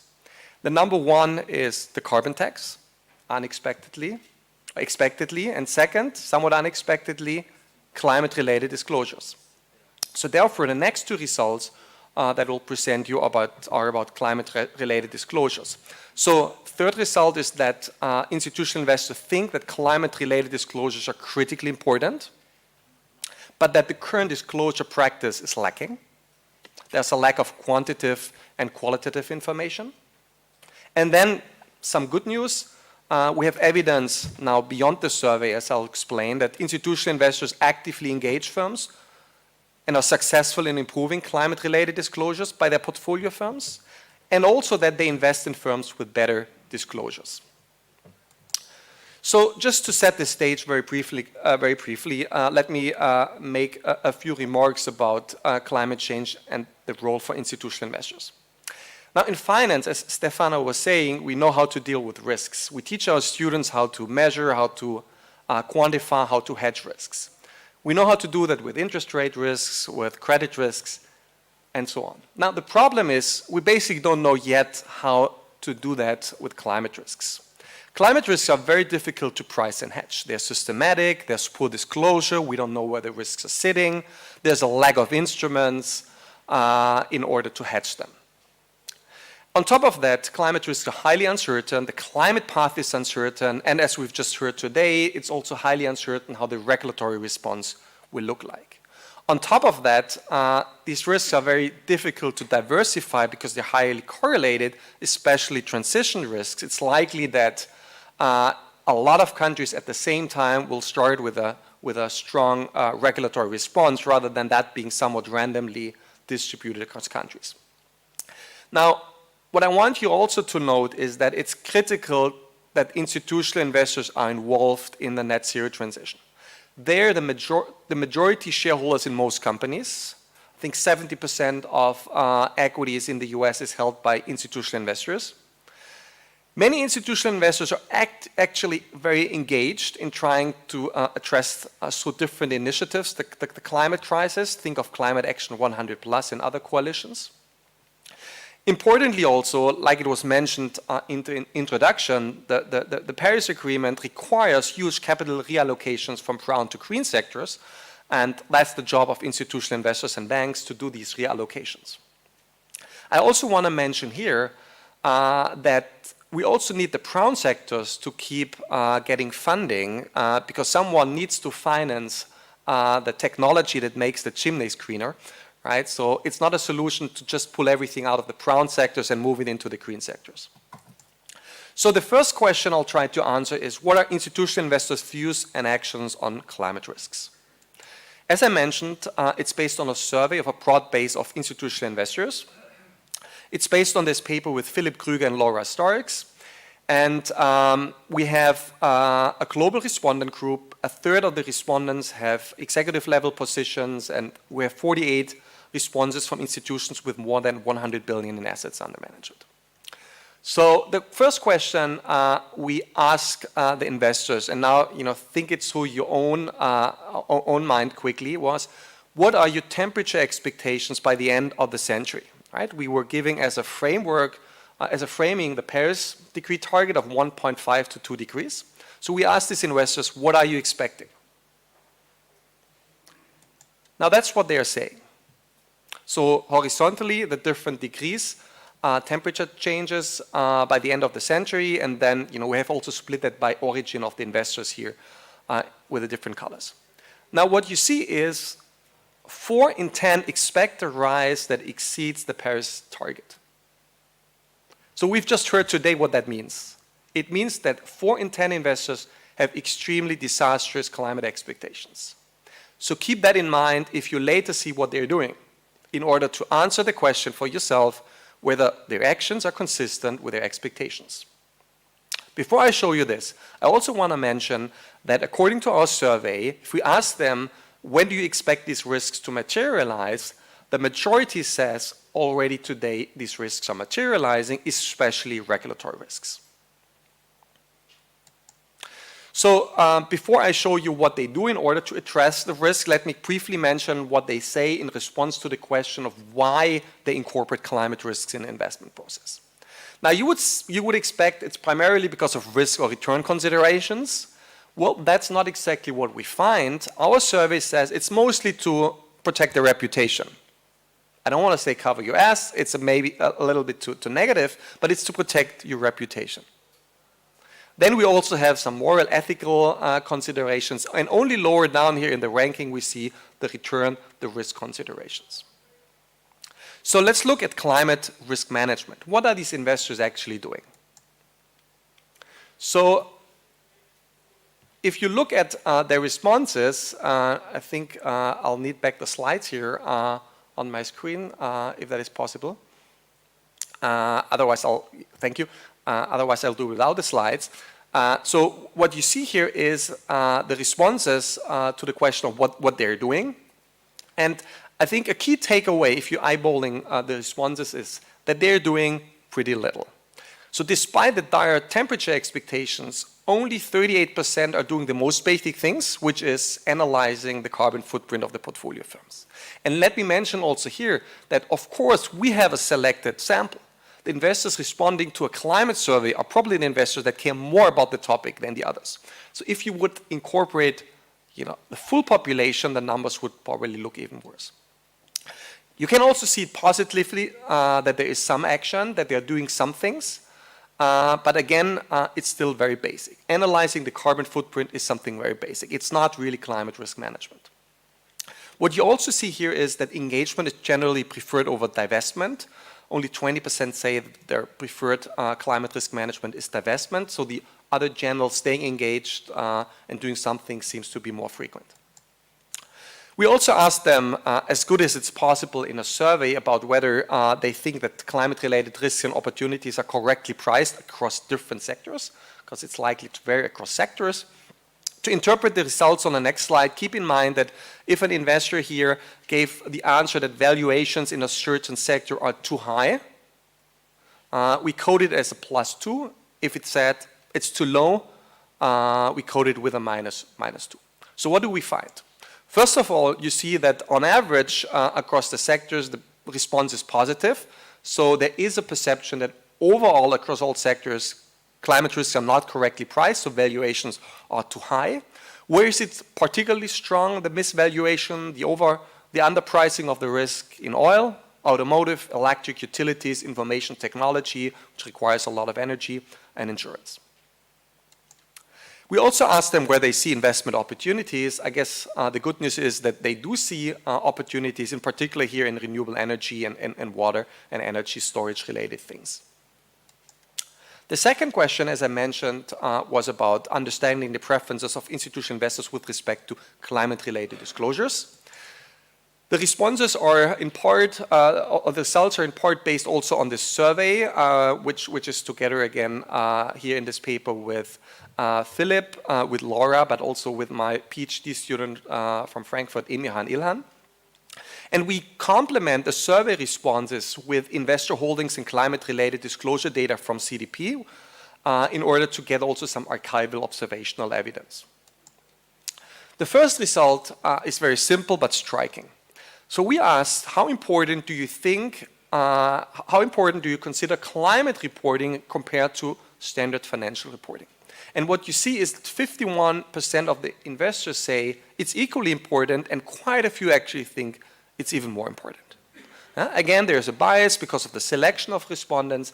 Of course, we also know financial reporting is already quite mature, but still it suggests that there is a big demand by institutional investors for climate-related information so that they can price the risk properly.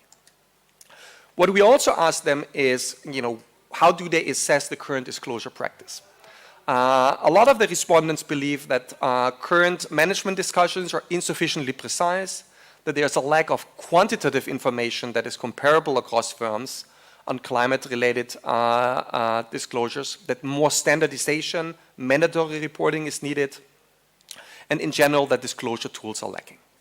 There's also the response that investors should demand that portfolio firms disclose their risks. So the view that institutional investors should actively engage firms to improve such disclosures. And the evidence I'll show you on the next slide is consistent, at least in part, with that response.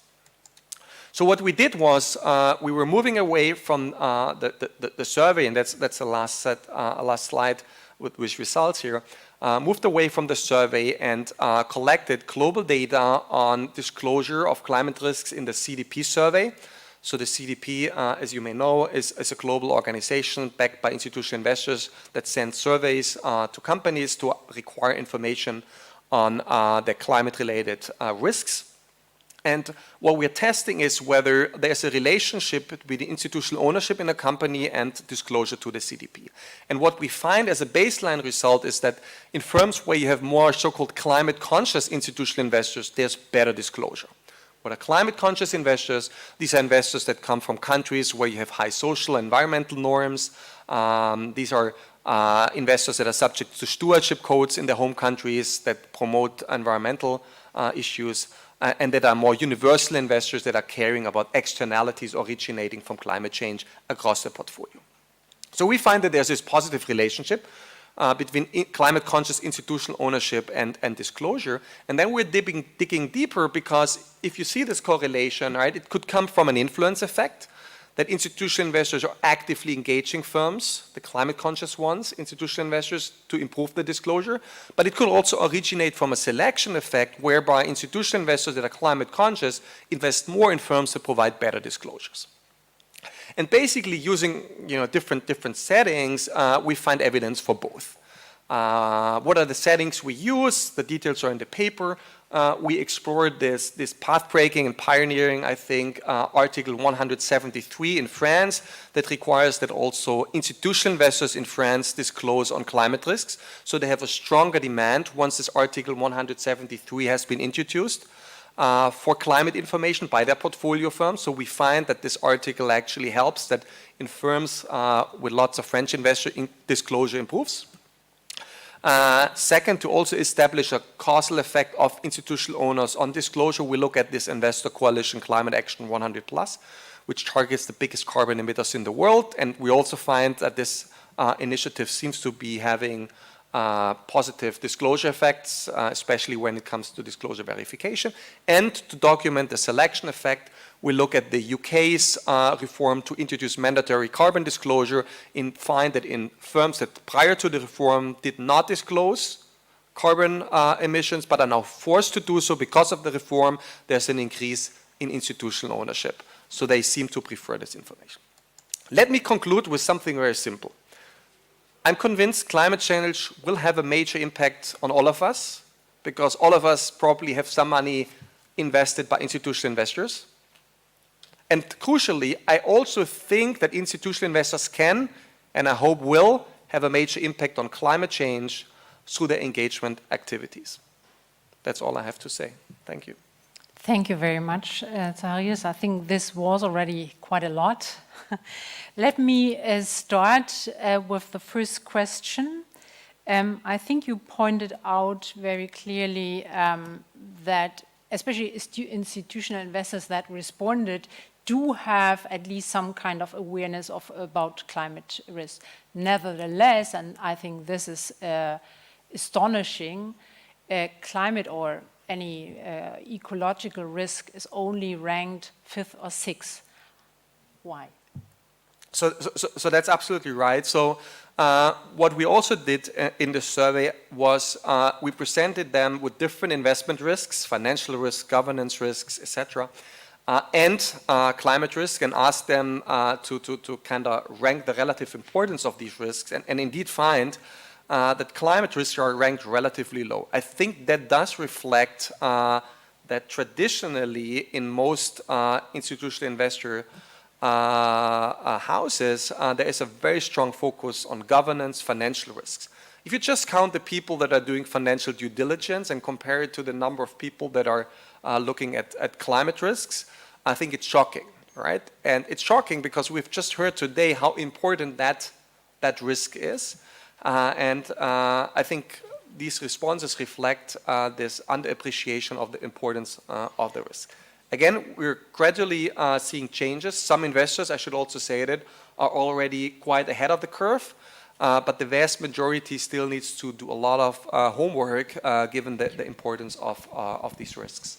Thank you, Zacharias. And I see 2 more questions here in Milan. So may I ask you to start? Sure. My name is Tom Heller from Stanford University and Willis Towers Watson. I wanted to pick up on a number of things that were said, both by Zacharias and Stefano, about where we're going.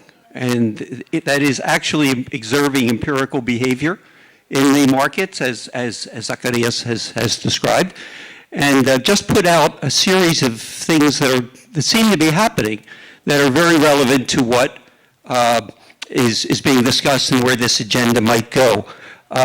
We do have a new book coming out on net zero, which will presumably be out next month. The interesting thing about the ESG, even including ESG rather than just climate, as the risk to be discussed, is that the incentives are, as Zacharias said, distorted. As you add value to information, then it's going to go behind paywalls. And we see that happening everywhere. and then it's very hard to compare across without some sort of regulation. But when you start taking into account the nature of what is being disclosed with scope 3, no one really knows exactly what that means. An emission is exactly the same as far as being reported, whether it happens in Sweden under a carbon price or whether it happens in Vietnam. There is no weighting of emissions for what we're really after, which is whether they're priced or not. And finally, the transition plans are just laden with offsets whose value at this point is extremely uncertain. So the ESG has a lot of problems built into it still at the conceptual level. I do want to point out a point that Stefano made that was really important, which is if you do believe you have climate risk and you don't know whether it's priced into the assets, using a strategy where you buy some products that are either include carbon-friendly firms or divest, exclude non-carbon or carbon-intensive firms is not a rational strategy. Stefano said you need to hedge, and that's exactly right. There are new hedging products out in the market that are not seeking alpha, they're beta products. They're looking at indexes, revaluing the whole market, which is what you need to do to hedge. And then the last thing I'll say, because I know time is very limited, is what we see is a huge movement of climate risk away from the private sector where it's being examined through disclosure to SOEs in various forms of public entities, to private equity, to a very substantial degree, to new exotic forms of credit and shadow banking.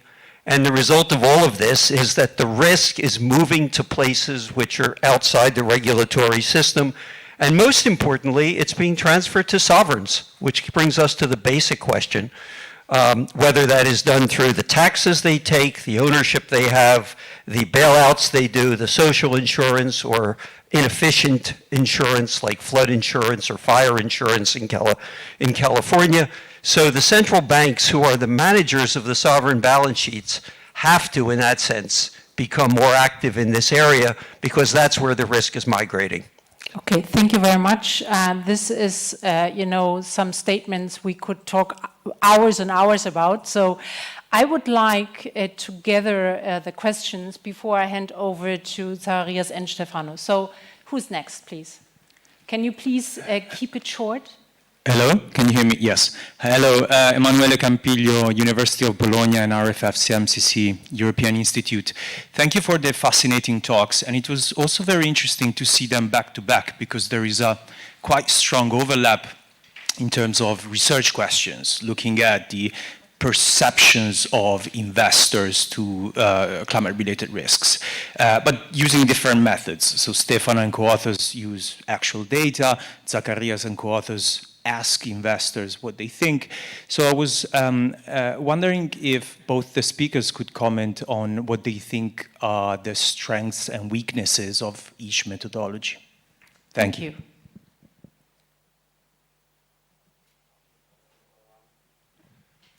Hi, thanks for this wonderful survey. I have a question on central banking, since this is a central banking conference.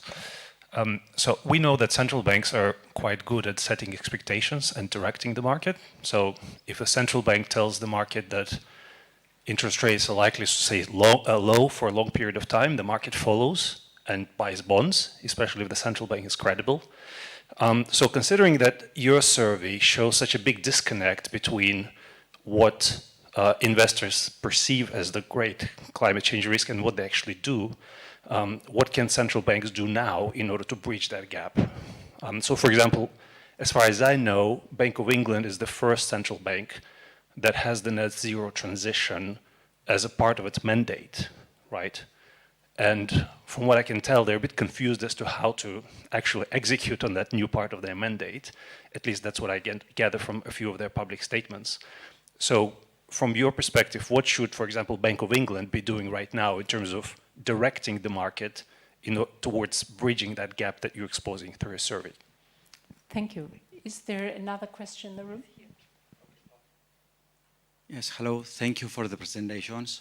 Panagiotis Andreou, Cyprus University of Technology. I have a question on the following. So we have institutional investors who admit that climate change and climate risk reporting and disclosure is poor. So this means that their trades and actions are based on purely reported and poor quality reports and data. So the question is, how can we learn from the markets if the people and the sophisticated investors who trade into the markets, they don't make trades based on accurate information that reflects all these climate risks? Thank you.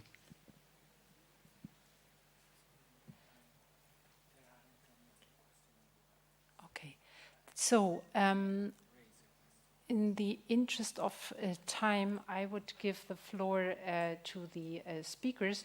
I see there one question from also the WebEx from DeSantis, who is asking whether it would be a good idea to set a tax for the negative externalities in both companies and consumers and so on. So maybe you can also include in your answers this question from the WebEx.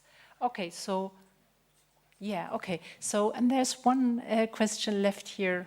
Yeah, in the room. I have also a very quick question. Thank you for the presentation regarding the perception and I mean the market information completeness. We have understood from the presentation that there is an expectation of investors regarding policy decision, but the policy uncertainty is out there. I would like to ask to Zacharias how the market can integrate policy uncertainty, and as well to Stefano, how the incompleteness of climate information can be considered as the market prices, as you very well measure the differential between green and brown assets, reflect only the information that investors have or perceive, while the actual climate risk exposure and risks can be different. So how can we move forward from what is the perception and what is the actual risk exposure? Thank you. Thank you very much. Very valid question. So I would like to give Stefano first the floor. Stefano, could you answer to most of the question in 2 minutes' time? That would be lovely. I will be Flash Gordon. So first of all, I think that so let me just start with the last question, because I think actually that's a theme that came up many times in several questions, which is how well will markets work if we believe there's so much noise, and we don't have very much information. I think that obviously prices will be not as informative about the true exposures, and I think there are two things to say. One is that the markets have been kind of historically very good at dealing with incomplete information. I mean, right now, think about what do we know publicly on a company. There's some things we know, and there's a lot of things we don't know, and markets being very good at, for example, using satellite data to really think about the supply chain of a company. And, markets have been pretty good at working with incomplete information. So, is there a disconnect between the risk exposure and what we can measure? Yes. And that's why I think that it's important that we move to a world where regulators put some standard and there's more transparency. And, and it's not like markets don't work without this extra information, but I think the more information that there will be, the better it is. I think, given that time is kind of critical in this entire process, I think we do want to move speedily towards releasing better information. Then I just wanted to make 2 extra comments in response to the many interesting questions that came up. One is that what's the difference between prices and surveys? I think that they're very different. I mean, obviously, both depends on the perception of investors. I think that prices are obviously very well measured, but they are also full of confounders, because risk attitudes also matter, and the composition of investors matters. And so to me, the main trade-off is prices are very well measured, but they reflect a bunch of different things, and we need to do extra work to tease out what's incorporated into prices. Whereas surveys, on which I also work, by the way, on the modern retail side, I think they don't have this issue, because they clearly go directly to what's interesting and what we care about, which is how people perceive risk exposures, but they're noise. Okay, we know that it's not is measure there's measurement error in surveys that you don't have in prices.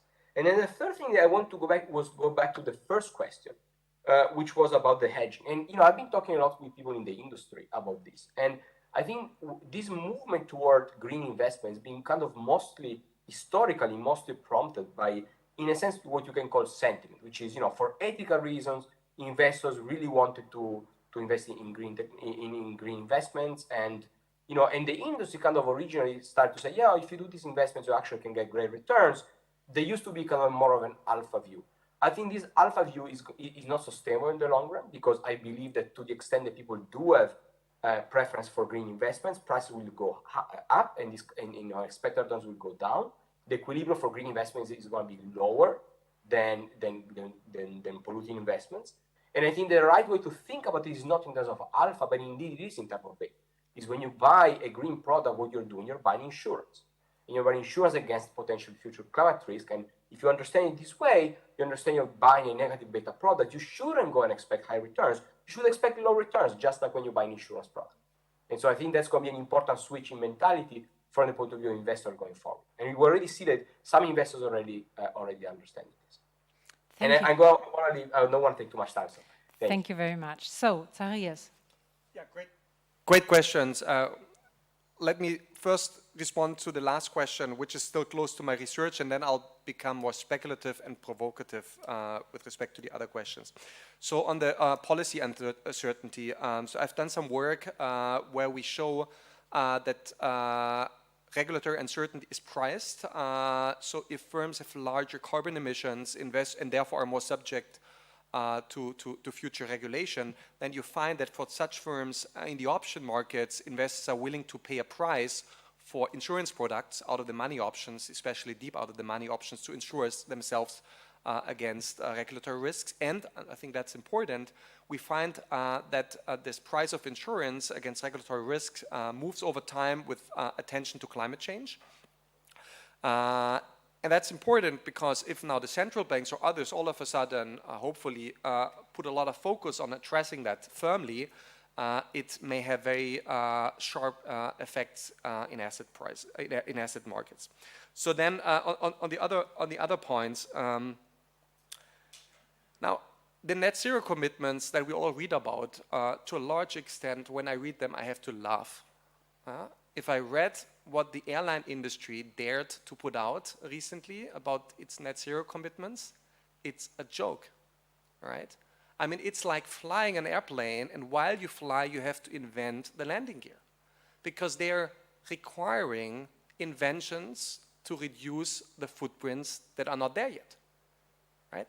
It's a joke, right? And we have to get up and say, this is a joke. And I think we also have to get to the point, if we take seriously what the investors are saying here, that it's not going to work out, that the Paris target is not going to work out. We have to take the hothouse scenario as the base scenario, right? That's what the respondents in our survey are thinking, right? And that means potential disastrous effects in asset markets. Again, that's the more speculative part. Happy to confess that. Now, the question about what the central banks can do, right? Of course, together with other initiatives, require disclosure. Make sure you can only use as collateral at the ECB bonds that require that satisfy disclosure requirements. Go a step further. This is such a big risk. There need to be capital requirements for firms with high climate risks. Go a step further and adjust the purchases at the central banks, right? Not for ethical reasons, it's a risk consideration, right? So the toolkits are out there, we just have to implement them. And today, not tomorrow, we have to implement them today.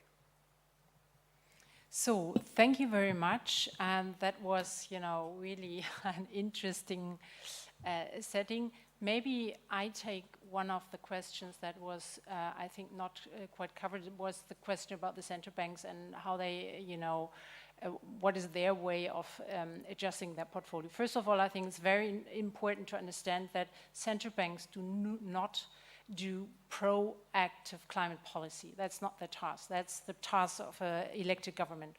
But, and this is important to understand, what we do, and I think Sarah has pointed it out, we do have to protect our own portfolio. So it's in our own interest.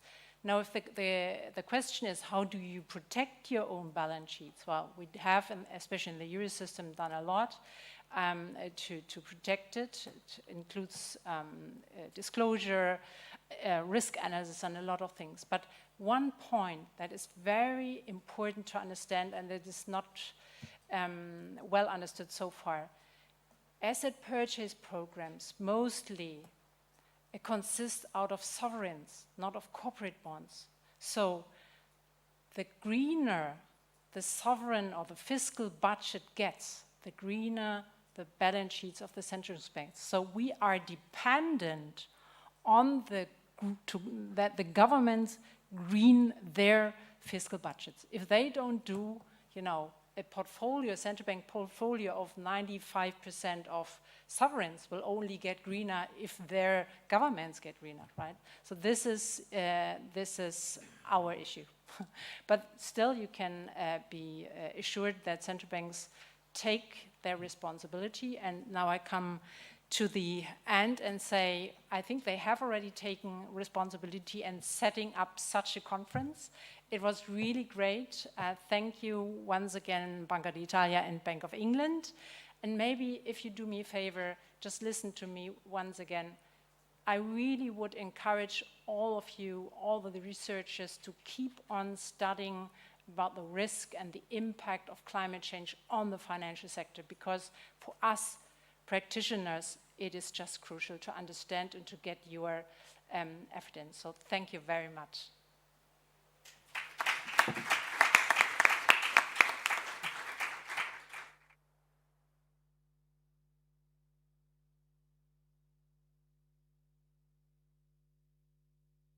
Thank you.